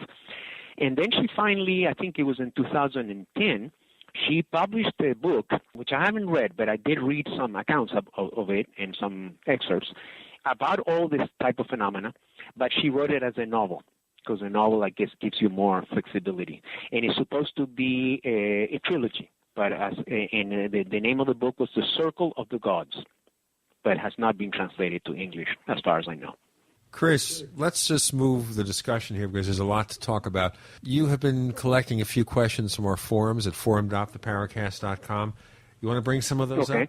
Okay, there's a couple here that might be good because they're more general, so we can start out with those. This comes from Ves V. Highfolk, who's been a poster since May 2010 at forum.theparacast.com. He says, Antonio, what case do you find as best evidence of alien visitation? Is the first of three questions. Oh, boy. Kind of a tough one. Yeah, well, it's a tough one only in the sense like there's so many, you know. I mean, even after you rule all the bad cases, you're still going to end up with a fantastic amount of good cases, and this could be at least in the hundreds of cases. So well, give us a short list of some of your favorites. Yeah. Well, for me, rather than just the case, what I've always thought was so fascinating was that there were so many. If there was only one, you know, okay, maybe it's a dubious phenomenon, but you do have many. Now, just to give you a couple of examples, and this is one that I did write it in the magazine, in Open Minds magazines, a few issues ago, and it's not a well-known case, but I find it so convincing. It's known as the Pirassununga close encounter of the third kind. And it basically happened in Brazil in 1969, and there was this city there, not a big city, but not a small town either, and there was a very important Air Force academy there, not the academy for pilots, but like for, lesser officers, and a number of other installations. And basically this classical flying saucer hovered over the town. This was at daytime in the morning. According to Brazilian Air Force documents, it was seen by at least 500 people. And it landed in an open field, and then there was a fruit vendor, and meanwhile, as it landed, it also caused, apparently, the UFO caused this, there was a power blackout, and the telephones stopped working. In those days, of course, there were no cell phones.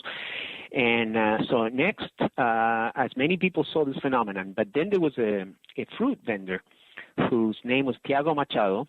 He was a 19-year-old kid at the time, and normally people would have freaked out, you know, and move away from the object. But this guy was the opposite. He wanted to be right there on the action. Sell him some mangoes. Right. So he runs towards the object. Now, this is not just a UFO landing. The UFO lands, and then a hatch opens, and these beings come floating out of it. So that's a close encounter of the third kind. But as the guy comes very close, he seems like he was going to go all the way to the saucer. So then one of the aliens or occupants shot him. But not to really kill him or anything, shot him with some kind of beam weapon at the thigh, but enough to knock him out. And then they went back into the UFO, and the UFO takes off. They take the kid to the infirmary, and he had minor burns. But nevertheless, so here we have a case where you have at least three types of close encounter of the second kind, which, according to the Hynek terminology, is those cases where you have some kind of physical evidence. So the UFO landed, and he left grounds on the trace marks on the ground. There was a lot of grass there, so you could really see this. It was described as a barbell. Used in athletic or whatever. It was so heavy, that he had just and in a tripod shape. And we got the pictures from the Brazilian Air Force because at that time they had an official project called Sioani, which was sort of their equivalent of Blue Book, but more open-minded. And so that's one category of physical evidence. Then you had the electromagnetic effect, right? I mean, the whole town lost its power, the telephones, which again is associated with some UFO cases. And then finally you have the physiological effect. This guy was burned, and not seriously, but enough that it was noticeable. And this was the Air Force interviewed the doctor that treated him and everything. So, I mean, what else you want if you're a skeptic? I mean, here you have a case, 500 witnesses, physical evidence on the ground, physiological evidence on the main witness who was the closer to the scene, possibly electromagnetic evidence. I say possibly because that would be harder to prove, but nevertheless, the timing coincides. And on top of that, you have an official investigation that basically validates everything that I've said. So to me, that's a great case. That is a good one. And you don't hear mention of this. That's one of the cases that should be, I think, more notorious and more, well known. Yeah. I think in the field. That's not why one that most people know. No, you're absolutely right. That's why I always do try to mention this case. I got exposed to this case by accident, as it usually happens, when I went to Brazil way back in 1984. And I met, my brother was living in Brazil at the time, and I met Cleto Pereira, who was a prominent Brazilian ufologist, but a man of great culture. I think he had worked for the Brazil Central Bank. I think he had been like the president of the Rio de Janeiro Association of Art Collectors. This was a guy, when I was in his apartment, I had a glass of whiskey with him. You could tell this was not, just a simpleton. It was a well-cultured guy. And he had very good connections with the Brazilian Air Force. And at one time, he had even acted as kind of their unofficial spokesman.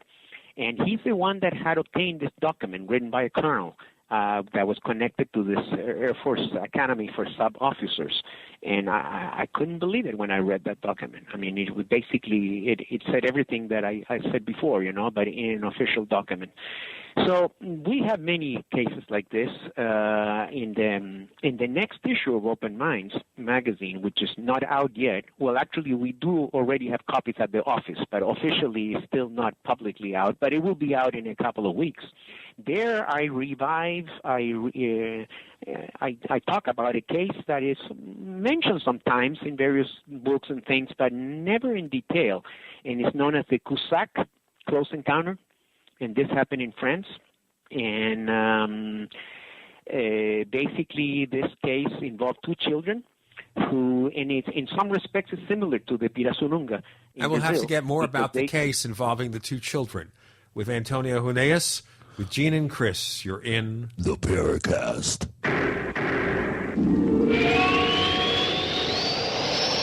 Are you tired of searching for great talk radio? Something more important. Search no more.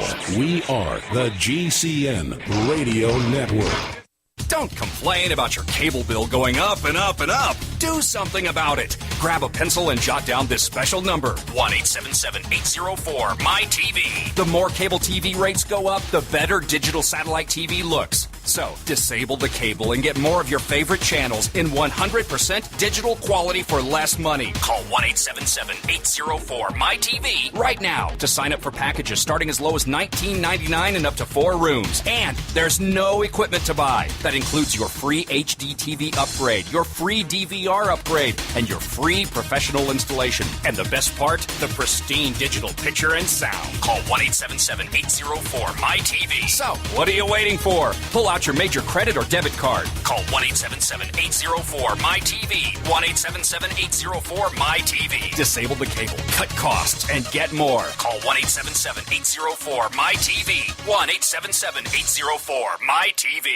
Did you know that 50% of heart attacks are brought on by infections? Did you know that hospitals are breeding grounds for antibiotic-resistant bugs like MRSA? The environment is infected with parasites, and the mild winter means ticks with Lyme disease, mosquitoes with West Nile virus, and cold and flu viruses will be on the rise. Protect yourself with nature's natural antiparasitic, antiviral, antifungal, antibiotic, Allison, the heart of garlic. Get concentrated protection with Ali-C and Ali-Ban from AffinityHealthProducts.com. 1 capsule of Ali-C equals 40 cloves of garlic or 100 garlic pills. With no garlic breath, Ali-Ban has Allison in spray, liquid, and cream forms with 3 times more strength than leading brands and costs less. Go to AffinityHealthProducts.com, spelled AFFINITY, healthproducts.com, or call 877-888-7126. That's 877-888-7126. Protect yourself with Ali-C or Ali-Ban from AffinityHealthProducts.com. Are you still a traditional smoker? Now experience a new lifestyle and try vaping with e-cigarettes by LeSig. Imagine no ashes, stains, nasty smell, or coughing and hacking. With LeSig e-cigarettes' revolutionary microelectronic technology, rechargeable battery, and unique replaceable cartridge, you'll get all the benefits and satisfaction of smoking without the hazards. Choose your taste from a wide variety of our new American-made vape-free e-liquids at LeSig.com. And LeSig smokes the competition by serving thousands of worldwide customers with real people customer service, fast, free, same-day shipping, and a 30-day warranty and satisfaction guarantee. So are you ready for a new vaping lifestyle? Then call 870-518-4307. That's 870-518-4307. Or visit LeSig.com, spelled LECIG.com. LeSig e-cigarettes for today's modern smoker. Iodine protection packs from hempusa.org are now in stock for immediate delivery worldwide. Our iodine protection packs include microplant powder, green life kelp, red palm oil, and our clear roll-on iodine that will feed the body the iodine it needs. All iodine protection packs are in stock, save you money, and ship for free in all 50 states. Visit hempusa.org or call 908-691-2608 today. HempUSA.org has a revolutionary wonder food for detoxing the body and rebuilding the immune system. Microplant powder can help unclog arteries and soften heart valves while removing heavy metals, virus, fungus, bacteria, and parasites. Plus, it cleans and purifies the blood, lungs, stomach, and colon. Keep your body clean with microplant powder. Visit us at HempUSA.org or call 908-691-2608 today. This is Jim Mosley, editor of Saucer Smear, and I'm here to say a good word or two about the Paracast, which I believe is the gold standard of paranormal radio. Listen to it if you can.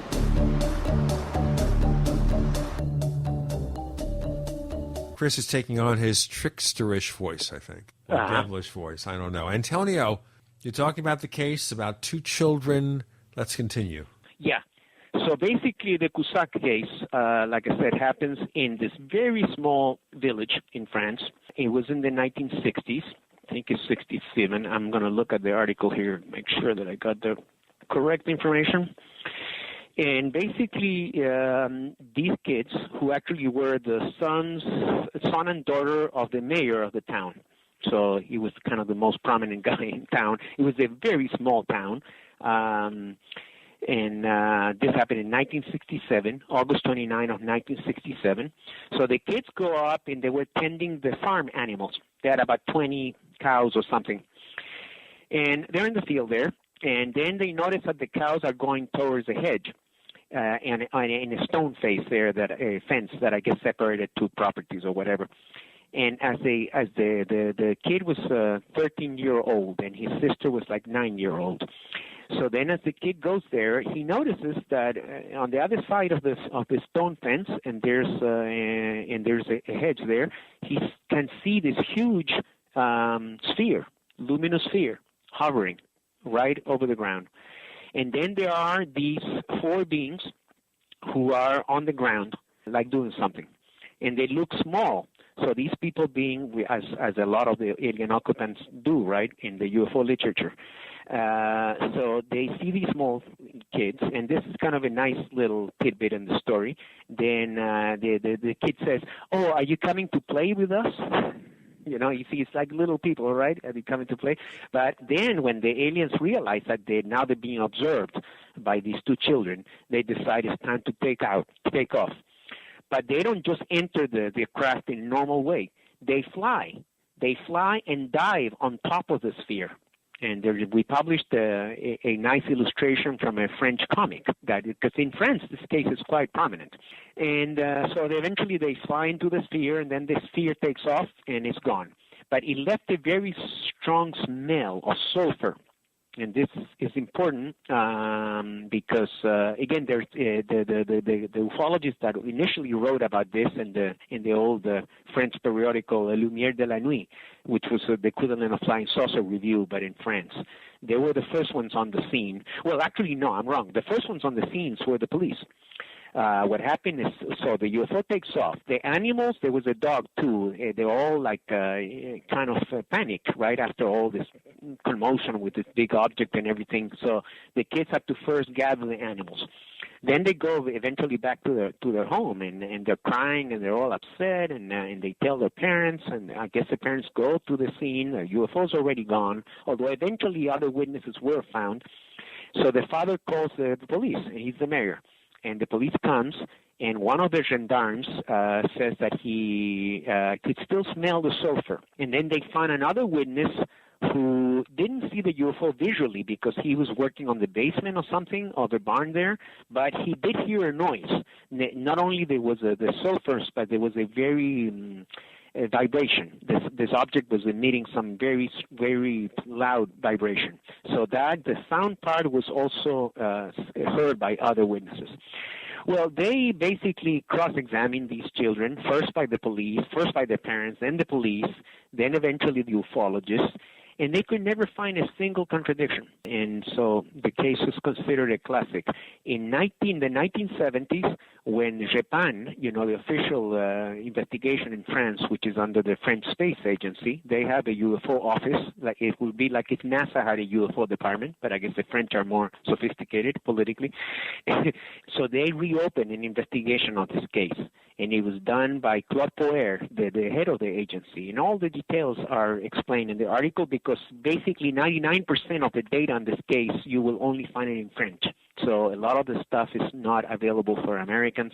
Fortunately, as we may have discussed in the first interview I did, a few years ago, I did study French at the Sorbonne, so I can read French. So I was able to track a lot of the original sources. But to me, so then again, the official investigation came to the same conclusion. They completely ruled out that it was a helicopter landing because that was sort of the natural debunking explanation. Oh, the kids just saw a helicopter.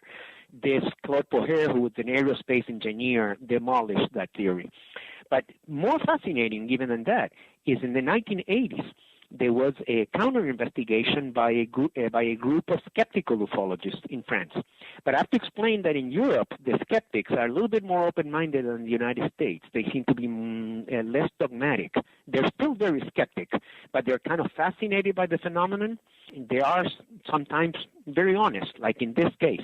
What happened is these guys thought that they were going to be able to crack this case. They said, oh, this is an easy one. 2 kids, we'll just interview them and ask some leading questions, and they're going to, sooner or later, there's going to be a contradiction. Well, they couldn't find it. They hard as they tried. So eventually, even the skeptics' own investigation, and it's right at the beginning of the article that it was a paper written by a French ufologist called Thierry Pinvidic, which was published. The investigation was done in the 1980s, but the paper wasn't published until like 1992 or 93, somewhere around there. And basically, he says right at the start, we thought we were going to explain this case, but I'm sorry we couldn't come up with an explanation. And we're only going to explain a case if we can establish a solid foundation. If not, it's not worth it. I'll tell you what, we have so many things to cover and not enough time. Let's get to some more questions and maybe keep the answers a bit shorter as a result. Chris? All right. How about, this is question number 2 from Westverhai folk. Some of these avatar names are pretty interesting here. Do you feel that the Lonnie Zamora case or the Pascagoula, Mississippi case were alien visitations? Which was the first one besides Pascagoula? The Socorro, New Mexico case and Pascagoula. Oh, Socorro. Okay. Yeah, again, alien, I don't know if they were alien, but I think both of those cases are pretty solid. The Socorro case, investigated, long time by Blue Book, by Ray Stanford, of course, wrote a classic book. And recently there was that guy, what is his name? Basaggio or something? There was some guy that claimed that it was Anthony Bragalia. Bragalia, right? That he claimed that it was a hoax by some kids from the New Mexico Institute of Mineralogy or something like that. But and he had some letter but it wasn't very solid, basically. And I mean, it was, and to me, and not only that, I actually read the chapter on Socorro that Quintanilla himself wrote. You know that Major Hector Quintanilla, right? Quintanilla, the last director of Blue Book, who by no means can be considered a UFO believer. In fact, ufologists used to hate him. And this guy could not explain Socorro, and he went on Blue Book as unknown. And believe me, there had been some kind of a prank. The FBI was involved. It would have been discovered back then. So I think that's a good case. And Pascagoula, same thing. I interviewed Charlie Hickson myself many years ago. I was in the area. Not at the time of the incidents, but many years later. But he took me to the area where it happened.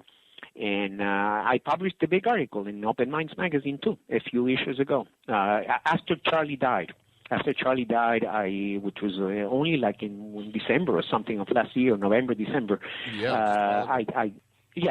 Shortly, just a few months ago, I published on the web, and I put the entire transcript of some lecture that he gave, which I attended. So yeah, there's a few things here and there on that case that you can point out of some doubt here or there, but I think basically the case stands. And there are other witnesses as well, including people from the Navy. By the way, Chris, you didn't ask the question from Trained Observer, did you? Not yet. Okay, let's do that one because he's worrying that his question won't be asked. All right. I was saving the best for last. You're going to love this one, Antonio. Oh, this is a good way to end this segment. Yeah. And then we'll have a cliffhanger. Let's go ahead with this. Okay. Why did Open Minds run with the long ago debunked Dan Burrish, Kane, Katsalas story? The fact the guy has changed his name several times seems indicative of something, don't you think? The amount of work that Michael Schratt put into that was incredible for the story of a known hoaxer. Also, wasn't there some falling out between Open Minds, Schratt, Burrish, Kane, Katsalas over the Project Aquarius article? Whoa, What a question we have here. Yeah, that's a tough one for me because you're asking me about our company. Of course, I had nothing to do with the Berry story myself, but poor Michael, I guess he was really assigned that story. And so he did it, but he actually had some doubts even at the time. And I remember he telling me, he said, "I don't know what to do with this guy." With Gene and Chris, we have Antonio Huneeus. You're in the Paracast.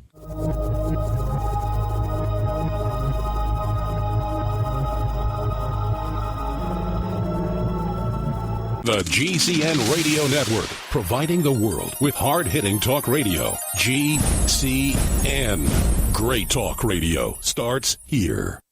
Hi, Ted Anderson announcing a great way to listen to radio on the telephone. By calling 760-569-7700, you'll be hearing GCNlive.com programs in seconds. Come to GCNlive.com, find your favorite host's dedicated phone number, and hear them 24/7. You heard me right. Every show has a dedicated phone number. Stop by GCNlive.com and bookmark their number today. And again, that's 760-569-7700. We the people grow cotton, weave fabric, engrave ink, embed strips and fibers to protect from counterfeit and carting to a private bank, having it lent back at interest, forcing taxes to service debt. This capitalism, or was Jefferson correct when stating a central bank issuing the public currency is a greater menace to the liberties of the people than a standing army? Ted Anderson, I'm placing a free silver dollar in a book that explains our monetary system. Call for your copy, 800-686-2237. It's time to understand the system. Call 800-686-2237. That's 800-686-2237. Introducing a diabetes breakthrough, an easy, natural, organic way to bring relief to diabetics. Introducing MDS Forte, a concentrated super-strength extract formulated for those who are looking for relief. What can MDS Forte do for you? MDS Forte reduces glucose levels safely and effectively, reduces cholesterol and triglyceride levels, increases HDL or good cholesterol while reducing LDL or bad cholesterol. MDS Forte reduces A1C, improves eyesight and circulation to the limbs, and helps with weight loss. It's non-toxic, caffeine-free, 100% natural, 100% organic, and comes with a 100% money-back guarantee. Waiting for the side effects disclaimers? With MDS Forte, there are none. Order a 25-day treatment of MDS Forte by calling 213-405-5355, 213-405-5355, or visit bestbloodsupport.com. That's bestbloodsupport.com for MDS Forte, a diabetes breakthrough.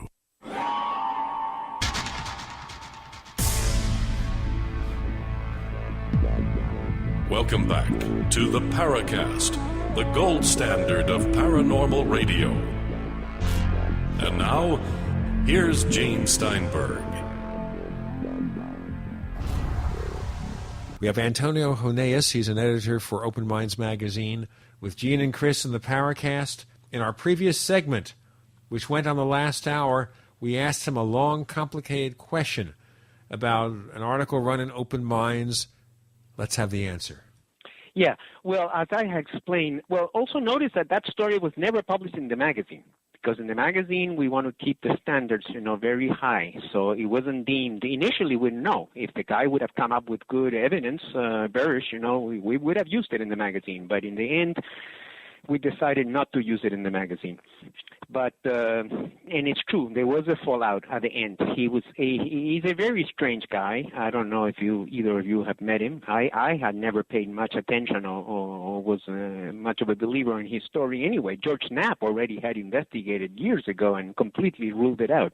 But anyway, I met the guy, of course. He came to our office and he spent here, a long time, many hours. And then basically Michael was assigned to do the story, and he spent a lot of time. But then when the story was published, Barish had a lot of, not a lot, but had some problems, but they were very minor, So it's just like some little detail, was wrong or this or that. So it was not one of our best stories, but it happens.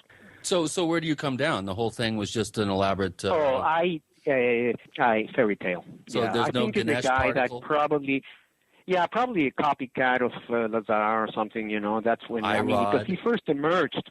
And when Area 51 was very big, and now he's not a dummy though. It's a very cerebral guy, and he comes across like pretty intelligent, and he claims he's a government biochemist. Of course, he's never shown any evidence for that. Should do a credentials check on him? He gave us some stuff, but it wasn't worth it. Chris, let's move to our next question. Okay, we have one from Sentry. We do. Yes. This is kind of an open-ended question. You might want to try to just kind of give us a thumbnail sketch. But what is your opinion of the way that the UFO subject is treated in the media? Do you think there's any hope?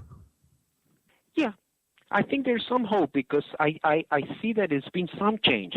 Believe me, as you know, I've been in this field now for something like 35 years. And even though the media is different in different parts of the world, right? In South America, the media is much more open. And when I would go in the 80s to South America, I felt like I was in another planet, with regards to the subject. But in the States, it was tough back in the old days. There was really a lot of ridicule and all that. But I think it's changed. I mean, not entirely. So I don't think it's so much now the poo-pooing or that. A lot of, the snidey remarks and things like that. A lot of that is gone now. But the problem that remains is shallowness. They don't do a proper investigation. They don't do a thorough treatment. I like the next question. But sometimes in the local papers you will find better treatment, as you probably yourself have experienced that, Chris, in the Valley or whatever. Yeah. Usually it's the local papers that have local ownerships, which is such a rare commodity these days, because most are owned by large chains, and they only care about corporate. They don't care about stuff like that. This next question I find fascinating. Chris? Antonio, what is your opinion of the way ufologists are treated by Jim Moseley? Oh, Jim Moseley. Well, of course, we all know Jim, and we wish him well. Well, Jim is an equal opportunity cynic. I would call it that way. I mean, he can make a lot of fun of ufologists, but he can also make equally a lot of fun about skeptics and debunkers and Randy and so on. So Jim is, but I've known Jim for many years. Not as long as Gene, of course, but still, I met Mosley probably in the 70s. I must have met him in the late 70s, and even though he's he makes a lot of fun of people and cases and all that, but if you really probe him deeply, he does admit that there is a real phenomenon. He's very serious about it if you actually sit there and talk it over with him, and he has the surface veneer of laughing at the subject, and then you talk to him. And number 3, question number 3. Okay, Antonio, besides getting a subscription to Open Minds magazine, what can the public do to support valid UFO research? That's a good question. What can the public do? Well, I mean, do research. I mean, these days, people can do research, thanks to the Internet. I mean, there's a lot of crap, too, but there is a lot of good stuff. It's completely changed the way of doing research. So that's one thing you can do. You can support, if you don't have the time or the inclination to do research your own, you can, like the guy said, hopefully subscribe to Open Minds or join MUFON or support any of the few valid efforts out there. Maybe they're not many, but there are a few. And another is to try to get maybe, let's say that you're connected with the university, maybe try to get the university to sponsor maybe a lecture or something like that. Try to broaden the field, Some people like to try the political way, go into exopolitics. So if that's their calling, they can try that too and write letters to the government or whatever. If you're into government research, you can try to do Freedom of Information Act requests and find some interesting case and see if the government has anything. I mean, often you're not gonna, it won't go anywhere, but sometimes you do find stuff. And sometimes you get lucky. So there's a number of things that people can do. Yeah, there are. I think doing your own research and coming to an informed opinion based on your own work is an important one that you brought up. Like you said, sometimes it's difficult to put the kind of mileage in and the amount of time it takes to really get up to speed. But I think we owe it to ourselves to make informed opinions about things instead of accepting the media's view or the current popular trend that might be in the culture. We have one more question from Vespa High Folk, and that involves the Flatwood Monster. Do you think this was alien visitation or something else? Flatwood Monster. It's a famous case, but to tell the truth, I mean, of course I've heard of it, but it's not one that I really investigated on my own. So probably it might have stemmed from a real case. Who knows? But it happened so long ago. But it's part of folklore now in West Virginia. But and when you have cases like that, the problem is we don't know how much Gray Barker added to the original reports in his book. Yeah, that is a problem. You're right about that, Jim, because Gray Barker was a kind of a trickster, and we do know. I went to his collection one time, in fact, with Mosley. We spoke there one time at the that's the one thing that Barker did better than any other ufologist. He arranged for his entire collection, or maybe it was done by his sister or whatever, but it was done properly, and everything was preserved. And it's in a branch of the West Virginia Public Library, but it's some building for historical records. There are other rooms there with Civil War records and things like that. And there's one room for the Gray Barker collection, and it's everything perfectly preserved. And the public, being the public library, you can go there and do research, and they'll make copies and everything. But yes, and Barker undoubtedly was. He often published real cases, but he also embellished, and this is well known by anybody that knew Barker personally, like Mosley, or just people that have read. Well, I'll tell you what. I visited Barker's house once or twice in Clarksburg, West Virginia. And nothing there was very well organized, so far as I could see. So if that library was well organized, in death, Barker's works and his material was far better organized than in life. Very strange. Oh, yeah, well, that was done by the librarians, I think. Probably the Sure. stuff was just delivered in boxes. And they took them a while, I guess. But now, because they are professional librarians, yeah, I was impressed how well. And it's not just the documents and the correspondence and things like that, but there's memorabilia.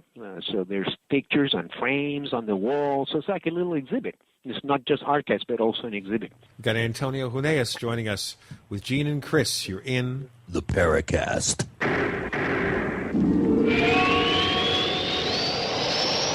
We also have swag. You know, we have all these exclusive Paracast things that you can buy. We've got like, I guess, 60 or so different items, and entails T-shirts, sleeves for notebook computers, iPad cases, mouse pads, the Paracast Jumbo tote bag, all sorts of T-shirts and jackets and stuff like that for men and women. We have a Paracast aluminum water bottle. All this stuff, you go to store.theparacast.com, store.theparacast.com. What makes it special is that the items are the best quality, great T-shirts, fabrics, and they have our official logo on them. That's what makes them special, in multiple sizes and colors. We even have stuff for children, stuff for women, stuff for men. We have all sorts of sizes, like small up to X large. A lot of good stuff. That's the swag from the Paracast. You go to store.theparacast.com, stop by, and take a shopping tour. Healthy soils grow healthy plants. So before you plant your survival garden this year, is your soil healthy? Maximize your crisis garden soil with EM1 from Terraganics. EM1 organic soil conditioner, fertilizer amendment, and compost accelerant provides healthier gardens and faster, efficient garden composting. EM1 from Terraganics.com quickly improves soil structure by increasing nutrient availability and converting organic matter into soil humus. This improves seed germination and root growth, improves plant quality, size, color, flavor, nutrient value of fruits and vegetables, and improves shelf life. And when rain is not in the forecast, no worries. EM1 improves moisture retention in soils, helping reduce drought stress. Just like you prepare all else, prepare your crisis garden for maximum yields with EM1 from Terraganics.com. Order now at TERAGANIX.com or call toll-free 866-369-3678. That's 866-369-3678. Terraganics. Life's getting better. So you don't want to carry a gun, but you do want to ensure your personal safety. Then empower yourself legally with self-defense products from StunGunMikes.com. Stun guns come in more shapes than just what you see on TV. Now you can get a powerful mini stun gun that fits in the palm of your hand, a stun baton, or a cell phone or lipstick stun gun. StunGunMikes.com also carries real spy gear like bug and metal detectors and discreet car and home security cameras that hide in almost any type of everyday object, from alarm clocks to pens. Now you can see how your babysitter really treats your children. Go to StunGunMikes.com, spelled just like it sounds. StunGunMikes.com. Buy real spy gear from StunGunMikes.com, just like the exact same spy gear sold to the government, military, corporate security, law enforcement, and private detectives. Empower yourself with self-defense products now from StunGunMikes.com. Let me ask you a question. What does freedom mean to you? The freedom to choose, the freedom to vote, the freedom to worship. How about the freedom to take control of your own future? My friends at eFoods Direct are celebrating freedom this month while helping you take control of your greatest dependency, food. Right now, you receive one of their new Patriot Packs free with every $289 you spend on their highly nutritious and great-tasting food. The Patriot Pack is a 30-day supply of eFoods quick fix, easy-to-store food. For example, purchase a 1-year supply and get 5 Patriot Packs, which is 5 months of food free. Use the extra food for everyday use and save hundreds off your grocery bill. Give your free Patriot Pack as a gift to a friend or relative, or simply add more food to your long-term supply for free. Call 800-409-5633 or go to efoodsdirect.com/Alex and get your free Patriot Pack with purchase. Operators are standing by. Call 800-409-5633 or efoodsdirect.com/Alex. eFoods is so affordable. The more you store and eat, the more you save. Go to efoodsdirect.com/Alex or call 800-409-5633 right now. We'd like to hear from you. If you have a comment or question about the Paracast, send it to news@theparacast.com. That's news@theparacast.com. And don't forget to visit our famous Paracast community forums at forum.theparacast.com. We're back with Antonio Huneeus from Open Minds Magazine. And before we let him go, he'll tell you how to get a copy of the magazine. It's actually just going to openminds.tv, and you look at it. Yeah, very simple. Yeah, that's all you have to do. Go to openminds.tv. Then it will say, videos, magazine, whatever, store, etc. So you just go to the magazine, and then it would list all the issues, and it will give you the table of contents and so on. But, of course, we have much more than that on our website. We have a lot of items. We did put a lot of the APRO bulletins. We have a section called Resources, and we're going to be doing a major dump soon of documents too. That'll be pretty interesting. That's a project that I've been working on, so this is sort of like a little preview. And then we publish daily stuff, and then there's a radio show called Spacing Out, and so on. And there's a YouTube channel. There's all kinds of things there. Looks like a very busy site with lots of things going on. Now, when we invited you on the show, Chris mentioned a couple of articles. The first one we talked about the Mayans, 2012, and UFOs. And then Chris mentions in introducing you for our question bank questions an expose of official committee for the study of aerial anomalous phenomena documents, etc., etc. I'm curious because I don't have the issue. What was Chris talking about? Is this on that same issue? Well, it's General Bermudez in the Chilean. General Bermudez. Yeah, sure. Oh, yeah. Okay, yeah. You just got me because I know the name of the committee in Spanish. So I think. Well, don't even ask me to try Spanish. I would basically would feel very insulted if I did that because it'd be very bad. Right. Well, this is. He agrees with me. Notice that. This was one of the great things that we did, in our Congress this year, the International UFO Congress, which both of you guys were there. Is that when we invited this general. And when's the last time that you saw an Air Force general, who actually runs an official UFO project speaking at an American UFO Congress? I mean, that Never. doesn't happen. Never. Yeah. I mean, in fact, it's never happened in the U.S. It has happened in South America and in Europe. But for us, it was a breakthrough. And so this gentleman, actually, he's retired as an Air Force general, but he was an Air Force general now. But he runs the official agency of the government of Chile, which is this committee for the study of aerial anomalous phenomena. CEFAA is the acronym. They're attached to the Civil Aviation Agency. So it would be the equivalent, just like I mentioned, that the French model, most people, when they think of UFO agencies, government, they think of the Air Force, right? Because that traditionally was the case in America and in also Brazil and many other countries. It was usually the task of the Air Force because naturally, right, they're supposed to be protecting the airspace of countries and so on. But a couple of countries have decided that the other agencies are better suited. In the case of the French, they did it through the space agency. It's a small office, but nevertheless official and attached to their space agency. And in the case of Chile, I think it's the only country in the world that has this, is connected to the Civil Aviation Agency because it's considered potentially an aviation hazard. That's one of their official reasons. And so it would be like if the FAA had a small UFO office.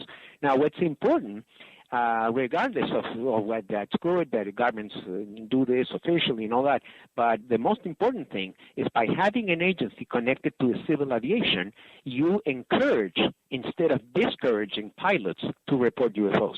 Because normally pilots is the kiss of death, In the 1950s, if you were a pilot, a commercial pilot, and you saw a UFO, you didn't want to talk publicly about it because it could cause you a lot of trouble with your airline.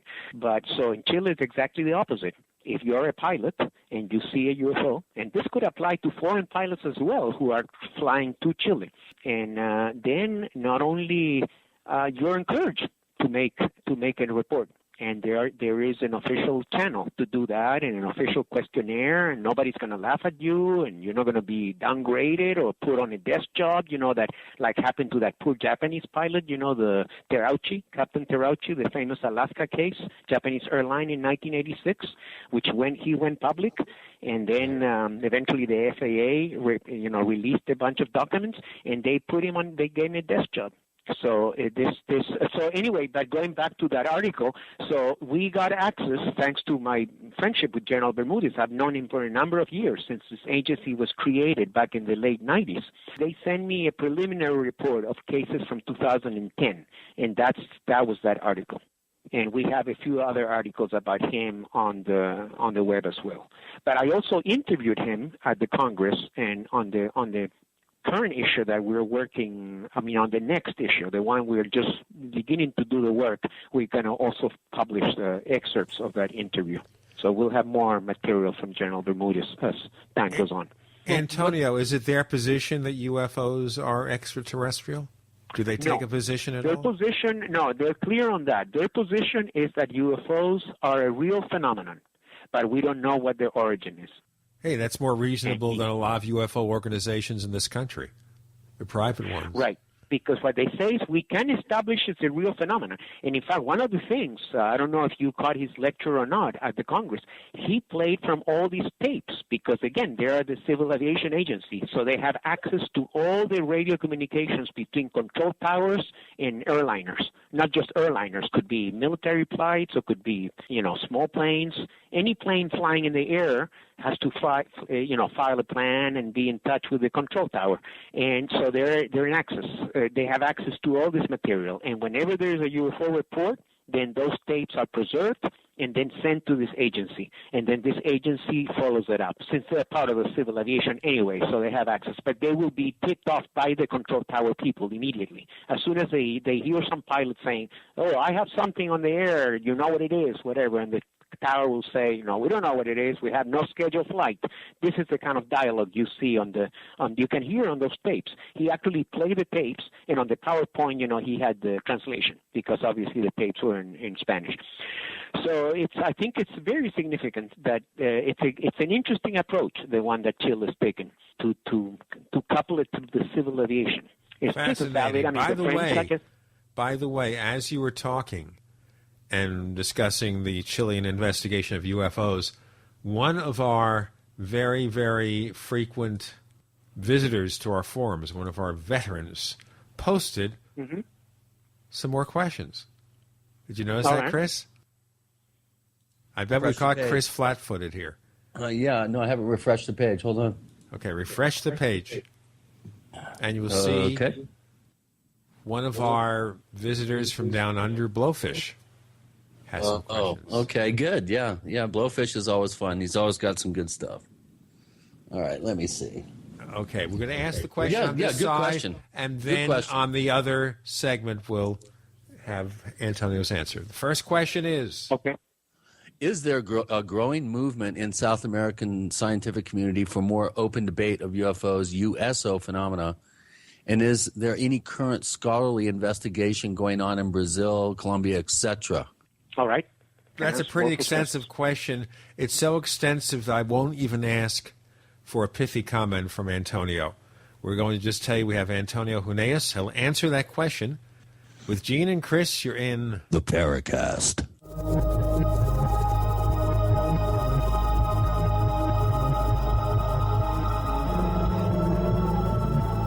America's #1 source for independent talk radio for over a decade. We are the GCN Radio Network.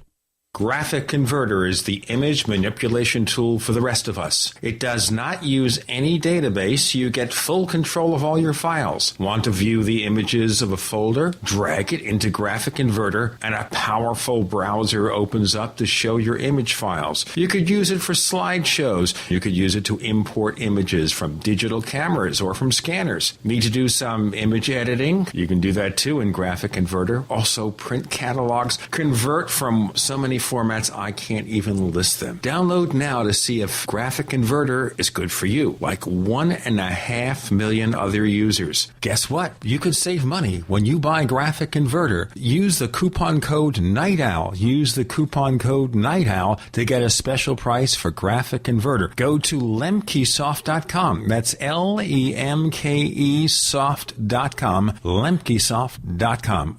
LEMKE soft.com. Now at DeseretFoodStore.com, sign up for a 1-month supply of delicious food for only $99 with free shipping. That's right, only $99. Gourmet restaurant-style meals with a 30-year shelf life. Packaged in heavy-duty Mylar bags for easy transport and freshness. Meals like stroganoff, lasagna, teriyaki, 5-bean chili, granola pancakes, and much more. Visit DeseretFoodStore.com, spelled D-E-S-E-R-E-T, foodstore.com, or call 801-444-1444. Food for now, food for life. Hi, this is Ted Anderson. Have you ever wondered why banks, stockbrokers, investment advisors won't talk about gold IRAs? They've been available since 1986, yet the financial industry won't recognize the value of gold for your retirement. Gold has outperformed paper investments, yet no word about IRAs. If you would like to have gold for your retirement, call 800-686-2237. Don't get left behind by rising inflation and low returns. Call 800-686-2237. Secure your future and call 1-800-686-2237. Heart and Body Extract continues to receive positive testimonials from people who have experienced amazing results, like Reed. I just wanted to send you a quick but a very big thank you for Heart and Body Extract. I've been on the formula for nearly a month now, and the improvement in the circulation of my legs has been simply amazing. Reed was facing a tough choice. I was facing surgery due to the severity of the 100% blocked arteries in both my legs. And my decision, waiting for surgery, to say no and try Heart and Body Extract instead, has been thankfully the right decision. And the result? I can now walk up steps without noticeable pain. Order Heart and Body Extract at 866-295-5305, 866-295-5305, or hbextract.com. Heart and Body Extract for a long and healthy life. We all know that Berkey Water Purification Systems are the most trusted name in water filtration. As an authorized Berkey dealer for over 6 years and serving thousands of satisfied customers, the Berkey Guy offers amazing specials for Berkey Water Filtration Systems. The Berkey Light Systems include a set of self-sterilizing and recleanable black purification elements that purify water by removing chlorine, pathogenic bacteria, cysts, and parasites to non-detectable levels and remove harmful chemicals such as herbicides and pesticides. Order the Berkey Light System today, complete with 2 black Berkey elements for only $231, and the Berkey Guy will ship your order free of charge. With the purchase of a Berkey Light, the Berkey Guy is also offering a set of fluoride and arsenic filters for only $39.99. That's over 30% off the retail price. Call the Berkey Guy at 1-877-886-3653. That's 1-877-886-3653. Or order online at goberkey.com. That's goberkey.com today. Hi, this is Don Ecker, and you are tuned into the Paracast. Let me tell you what, you're going to hear stuff here that you probably won't hear anywhere else. Hear that, George Snorri? We have Antonio Huneeus, who had the honor of being asked a question by one of our longtime regulars, Blowfish. And now, the answer. Okay, so the question was if there's more academic studies, I guess, or in South America. And yes, I would say there is, but mostly because in the old days in South America, you had a sort of a weird thing where the culture and the media were very pro-UFO, but the scientific community was terrible. It was worse than the United States. In the United States, the government and the media were not so good, but you did have more scientists looking at the phenomena. But this was not the case. I'm talking, as far as back as the 80s or 90s even.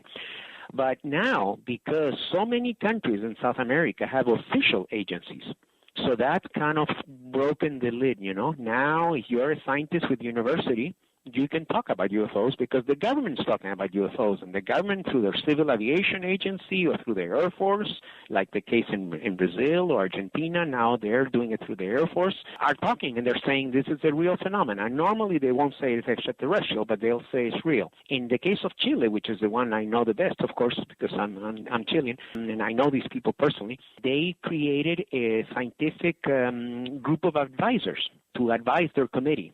First, they have their internal advisors, and this would be people from the Civil Aviation Agency or from the Air Force. And this would be to, experts on radar and these kinds of things.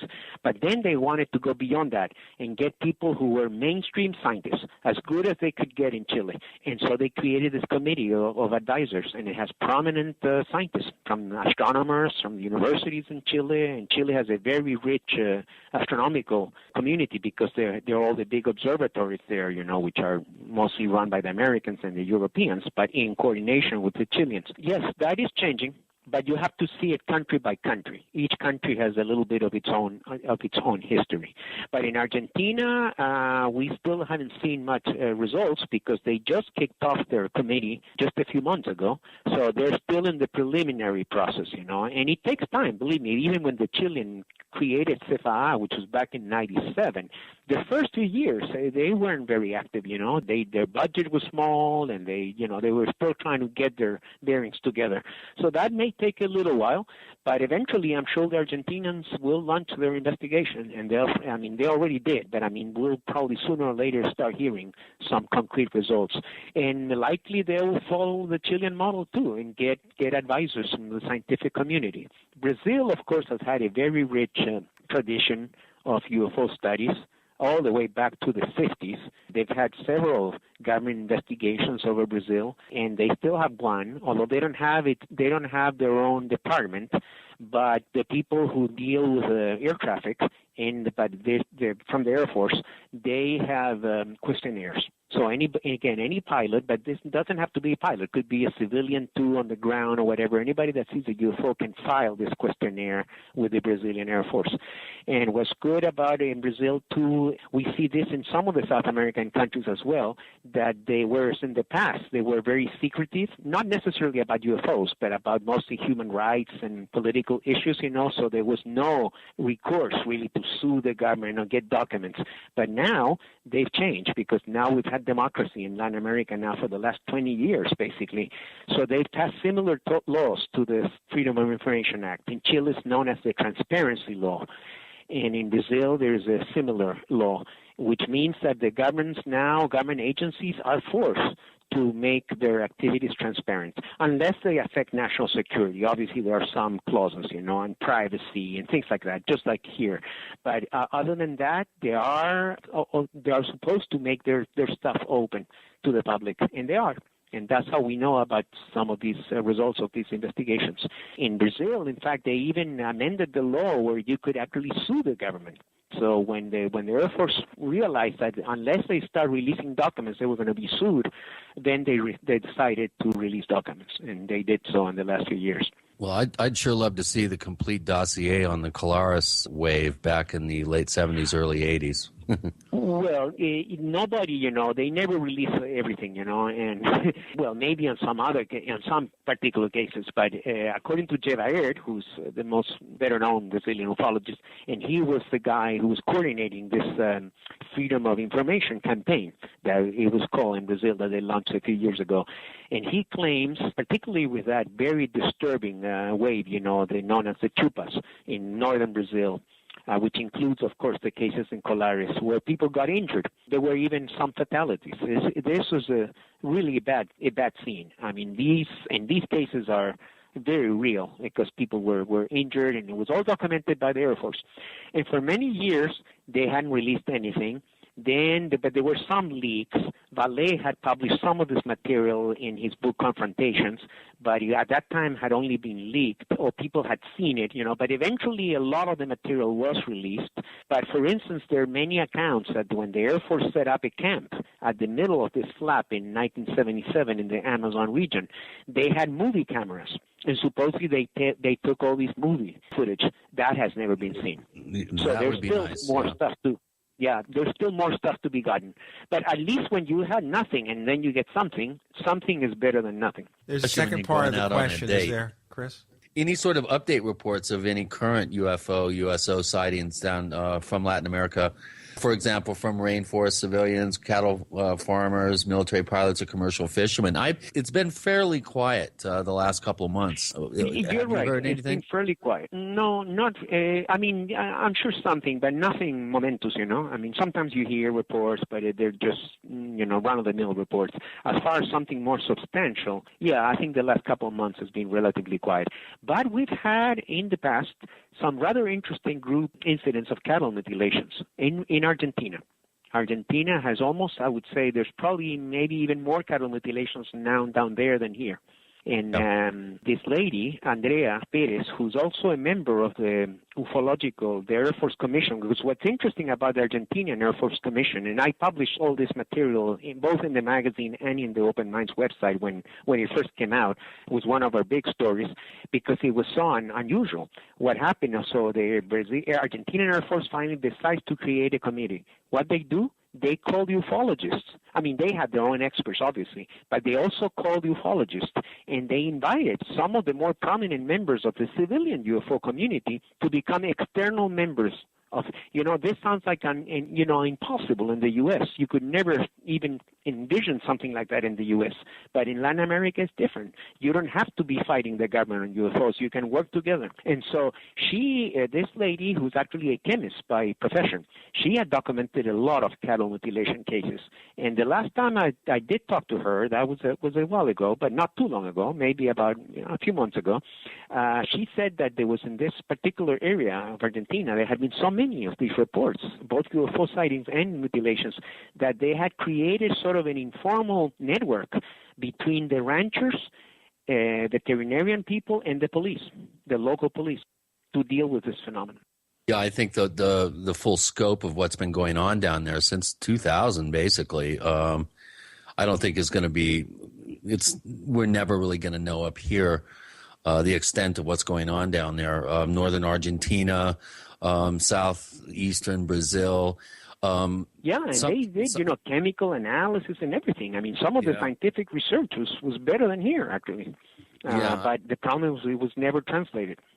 Yeah, in the one case of the 60,000-gallon cistern drained in a matter of a few hours, and then a mutilated cow left in the empty cistern. That's got to be one of the all-time classic cases. You just don't hear about that stuff up here, and I think you're right when you say that there seems to be quite a bit more activity, at least in the unexplained livestock death phenomenon down there than up here. And it's good that they're taking it seriously and organizing. Obviously, a lot of these cases are, ranchers may be panicking a little bit and maybe misidentifying unusual-looking scavenger action and that sort of thing. But that doesn't discount the whole wave. There are just too many quality reports coming out of that part of the world. All those reports, we'll get into more of South American UFO investigations, and maybe how we could get the people here to be like it is there. With Antonio Huneeus joining Gene and Chris for one more segment, you're in the Paracast. Are you tired of searching for great talk radio? Something more important. Search no more. We are the GCN Radio Network. If you want to get your website online and you need reliable service, first-class service at the lowest possible price, there's only one place to go. Well, DreamHost has a special promotion with our show where they'll offer you unlimited disk space, unlimited bandwidth, one-click web apps such as WordPress, 24/7 support. You can save over $55. You want to know how? Go to dreamhost.com/radio, dreamhost.com/radio. Whether it's personal mail, whether it's business email, you want reliable, dependable delivery, freedom from spam, freedom from viruses. Well, Polaris Mail offers professional email hosting services for your personal or small business use. Each account uses 25 gigabytes of storage, an easy-to-use webmail interface, and full mobile sync. Sign up today for a 30-day free trial at polarismail.com, polarismail.com. The food storage industry leader has done it again. Introducing FDG clubs and survival bucks from the Freeze Dry Guy. For over 39 years, the Freeze Dry Guy has served various government agencies and the private sector with the finest in storable foods and emergency rations. If you've wanted to build emergency food supplies but couldn't afford it, now you can. Go to freezedryguy.com, click on products, and look for the Freeze Dry Guy clubs to pay as you go. Now you can build food storage without going into debt. Choose from a payment range of $95 to $450 per month. Our clubs work with everyone's budget. Plus, when you join Freeze Dry Guy clubs, you'll get additional rewards. For example, this month, get 10% back in survival bucks on all purchases in the Freeze Dry Guy product line, plus free shipping within the lower 48 states on any order amount. Hurry, go to freezedryguy.com or call 866-404-3663. That's freezedryguy.com or call 866-404-3663. The Freeze Dry Guy, the best you can buy. BePrepared.com heats up July with the hottest sale on the web. Going on now. Save 28% on freeze-dried raspberries or save on our 3-day light emergency kit, a $50 value. This month, just $30.99. Plus, all 1-year supplies are on sale at BePrepared.com. This month, save over $350 on our traditional 2,000-year supply of food. Now, just $12.99.99. And get a hand-grained mill free. Or choose our most popular year supply, the Premium 2000. It gives you 2,000 calories per day from a variety of nutritious meals for 1 whole year. Save over $700 plus get a free Catadyne Hiker water filter, a $75 value. More details and more hot July savings at BePrepared.com now through July 31st. Call 800-999-1863 to experience exceptional customer service and BePrepared.com's low price guarantee. That's 800-999-1863. The choice is clear. Be unprepared or BePrepared.com. Would it save you time to get the best quality water filters and the best quality storable foods from one company? You bet it would, and now you can at BigBerkeyWaterFilters.com. Big Berkey water filter products and great tasting, long-lasting, storable Wise foods are both now available on one website, BigBerkeyWaterFilters.com. Wise foods, ready-to-eat meals are packed in airtight nitrogen pouches and come with a 25-year shelf life. Big Berkey water filters are powerful enough to purify treated, untreated, or even stagnant pond water. Combine Berkey water filters with Wise foods for an unbeatable preparedness combination. Get free shipping on every order over $50. And GCN listeners receive 5% off all ceramic filter systems. Visit Big, BERKEY, waterfilters.com or call 877-99-BERKEY. That's 877-99-BERKEY. Or go to BigBerkeyWaterFilters.com.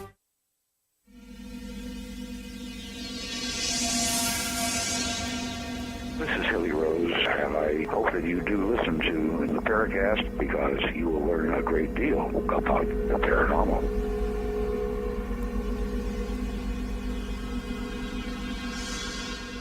With Gene and Chris, you're in the Paracast with Antonio Huneeus, who just has a wealth of knowledge. You ask him something, and you sit back and listen, and you enjoy yourselves. And this is the kind of show that Chris and I like because we don't have to work. We'll just sit back and enjoy what Right. has to happen. Yeah, we make Antonio do all the heavy lifting. That's right. Yeah, also 2 hours, right? That gives you a little bit more time when you do 20-minute interview, whatever. Yeah, we know how it works. And that is, what's the state here of the UFO organizations right now in America, and why are things so kind of messy here? You know, there's right now, I don't know if Chris has heard this, I was talking to somebody earlier today before we did this recording, connected with an organization called the Committee to Reform MUFON. Oh, yeah, I've heard of those people. Elaine Douglas, I'm Right. not impressed. You're not. Why not? Yeah, because they are too militant, their approach. Elaine Douglas, I've known her. She was, you may remember this, Gene or Chris, she was involved with this outfit years ago called Operation Right to Know. Remember, they did a rally in front of the White House? In fact, Mosley was there, but Mosley was there for the fun. And but at that time, she was younger and stuff. She's kind of become very bitter, you know. And but I mean, sure. I mean, I used to be with a member of MUFON. Now I'm independent, you know, because I'm with Open Minds. But yeah, and certainly MUFON has a lot of things that can be improved. But on the other hand, it's the best we have, you know. And yes, you can reform it, but instead of like attacking it, I mean, she says that she's going to reform it, but she's, the way she's going about is not the proper way, in my opinion. Are you planning on having Elaine on, or one of the founders of this particular movement, Gene? Well, right now, what they are apparently trying to do is look at what they claim to be an existing connection between Bob Bigelow and MUFON, although officially it no longer exists. They're saying that sometimes you put up a case at MUFON's database and it's disappeared, if you get what I mean. The case disappears and supposedly going into his investigative coffers or whatever at his repositories. So I don't know. That's an ultimate conspiracy theory. Yeah, well, you know how the ufological people are with conspiracies, That sounds like a lot of conspiracy to me. I mean, sure, Bigelow was associated with MUFON at one time. Mostly it's because he funded, the STAR project. But then there were a lot of problems between Bigelow and MUFON, mostly, what's his name, the previous director. Well, you're thinking about James Carrion before Cliff joined the organization.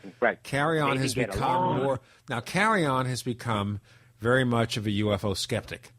Yeah, I don't think he was so much when he was with MUFON, but since then he was on the show. We had a fascinating discussion here in the Paracast where Carrion told us his problems and his griping with MUFON, and then I asked him, and this may have precipitated something. Chris remembers this. It's in our demo reel. I asked Carrion, how do we know you're not a government disinformation agent? Mm-hmm. You remember that, Chris? Yeah, fair question. Very fair, but after that he kind of cut me off his email list. Yeah. Uh-huh. Yeah. Well, yeah, because Karen is always talking about the government, And, well, he's really... He had the theory... he had this theory that the flying saucer wave of 1947 was all like a basically an intelligence-created show to trick the Soviets, which to me doesn't make any sense. Not that one, because the Soviets had a very incredibly good intelligence service. They would have discovered in 5 minutes, if they were being put out by the Americans. So I don't buy that one. But yeah, there have been some cases where there has been probably some interference. I wouldn't rule that out for sure. Well, and there's been a lot of cases that are misidentified exotic technology that we've developed and we're going operational with too. Yeah, well, that would be actually one reason why government intelligence would want to keep an eye in case, classified technology becomes exposed unwittingly to the public. I think that was always the case. It's not the only case, the only reason, but I think it's a valid reason if you are in the government and you're guarding secret technology, and these things have to fly eventually, and even if they are in a secret facility, once they go up, chances are that someone will see them. So that at least is one reason for government surveillance, let's say, of ufology. Well, how about you, Antonio? Gosh, you're one of our most knowledgeable historians in the field. There's very few people in the field that can match the width and breadth of your knowledge. I know you've been kind of toying around over the years that I've known you with some various ideas for books. Are you ever going to come up with a good overview, let's say, of medieval cases or Latin American cases? Have you got a book idea in mind? Yeah, well, I mean, a few years ago, actually, I even had some funding at one time from you. I think you know her. You met her too, Chris, from Sandy Wright, the BSW Foundation. Yeah, she was connected a little bit with Lawrence Rockefeller, a wonderful lady. She helped a lot of people in the field, right? But she kept it low key, so people didn't know her name. And so we were going to do a historical book, but then the funding ended, other things happened, so I never got around to it. And of course, now our good old buddy, Jacques Vallée did it. So then there was a great need for a really good, no-nonsense historical book. But of course, it could be done differently. Then Vallée basically is a catalog, right, of cases. I'm talking on Wonders in the Sky, and which I use all the time when I'm writing about some historical thing. The other alternative is to do with a lot of the graphics, which of course his book didn't. His book was mostly just, like I said, a catalog. I would like, of course, to write a book, but right now I'm so busy with the magazine deadlines, that I just don't have the time for now. but I'm sure there'll be a time. Probably the first book will probably just be a collection of articles, because that would be easy, you know. I mean, that basically I can select the best articles and put them in by categories or whatever, and maybe do some update if necessary. That's one thing. That I'll probably do sooner or later. But then eventually I probably would like to write maybe a more philosophical book, but I'm not ready. And then ultimately would be my memoirs. But I think that I would like to publish it after I'm gone, because memoirs probably would be a lot of bad things about people there if I really told the story, you know, uncensored. He's going to tell what he thinks of me, the real truth, and I'm waiting for this. And I probably won't be around when he writes his memoirs, so I don't have to worry about it. Except from up there, you know, I'll look down and cause him all sorts of grief. Right, because if you're going to do the memoirs, you might as well do it, you know, fully and uncensored, you know. So instead of a kiss and tell book, it'll be a kick and tell. Yeah, I think so. But like I say, I'm not ready for that yet, because I'm still, you know, part of the UFO community now, especially with open minds. You know? Yeah, but I mean, I would be fair. I was always fair. Met I think practically people that know me, yes. You've met anybody who's anybody in the field over the years, including Hynek and you know, some of the some of the more historical figures that go back a ways, and it'd be a fascinating read. I'd get it. Maybe it could be a success. Yeah, there were many things that was part of it, you know, over the years. I mean, when there was that big Hudson Valley flap, you know, which Hynek, it's probably the last time I even saw Hynek, and Peter Gersten. Gene might have been in there. I'm not sure because I think you were still in Jersey back then. Do you remember that thing that Peter Gersten did in Brewster, New York? He had over 1,000 people there. Yeah. He went on the Tom Snyder show. At the height of the Hudson Valley. Yeah. John Fuller was there. The only time I ever saw John Fuller. Yep. And of course Hynek and many others. But yeah, I was there. You know, so many of these things. Well, of course, the UN hearing, the United Nations hearing. I think we talked about it on the previous interview we did a couple of years ago. I was there. That was the very first UFO event I ever attended. I started in style, you know, but it was just a coincidence. I mean, it just I was just getting interested in the subject in my very early steps. We're just about out of time. Tell our listeners one more time where they can find more information about Open Minds magazine. Yeah, just go to openminds.tv. That's very simple. And there you can find the magazine, web stories, YouTube which I recommend highly, everybody. It's good stuff. It's the class of the field right now. In many ways, definitely the best magazine coming out in this country right now pertaining to the UFO subject. And of course, you can find us at theparacast.com, or you can send us a tweet, the Paracast on Twitter. Chris O'Brien's site, OurStrangePlanet.com, has made its debut in a brand new design. There's still some work to be done. Then we'll have that webcam that Chris has been telling you about. Antonio Huneeus, thank you so much for joining us this week on the Paracast. My pleasure. Great pleasure. The Paracast, featuring Gene Steinberg and Christopher O'Brien, is a copyrighted presentation of Making the Impossible Incorporated. Tune in next week for a new adventure in The Paracast.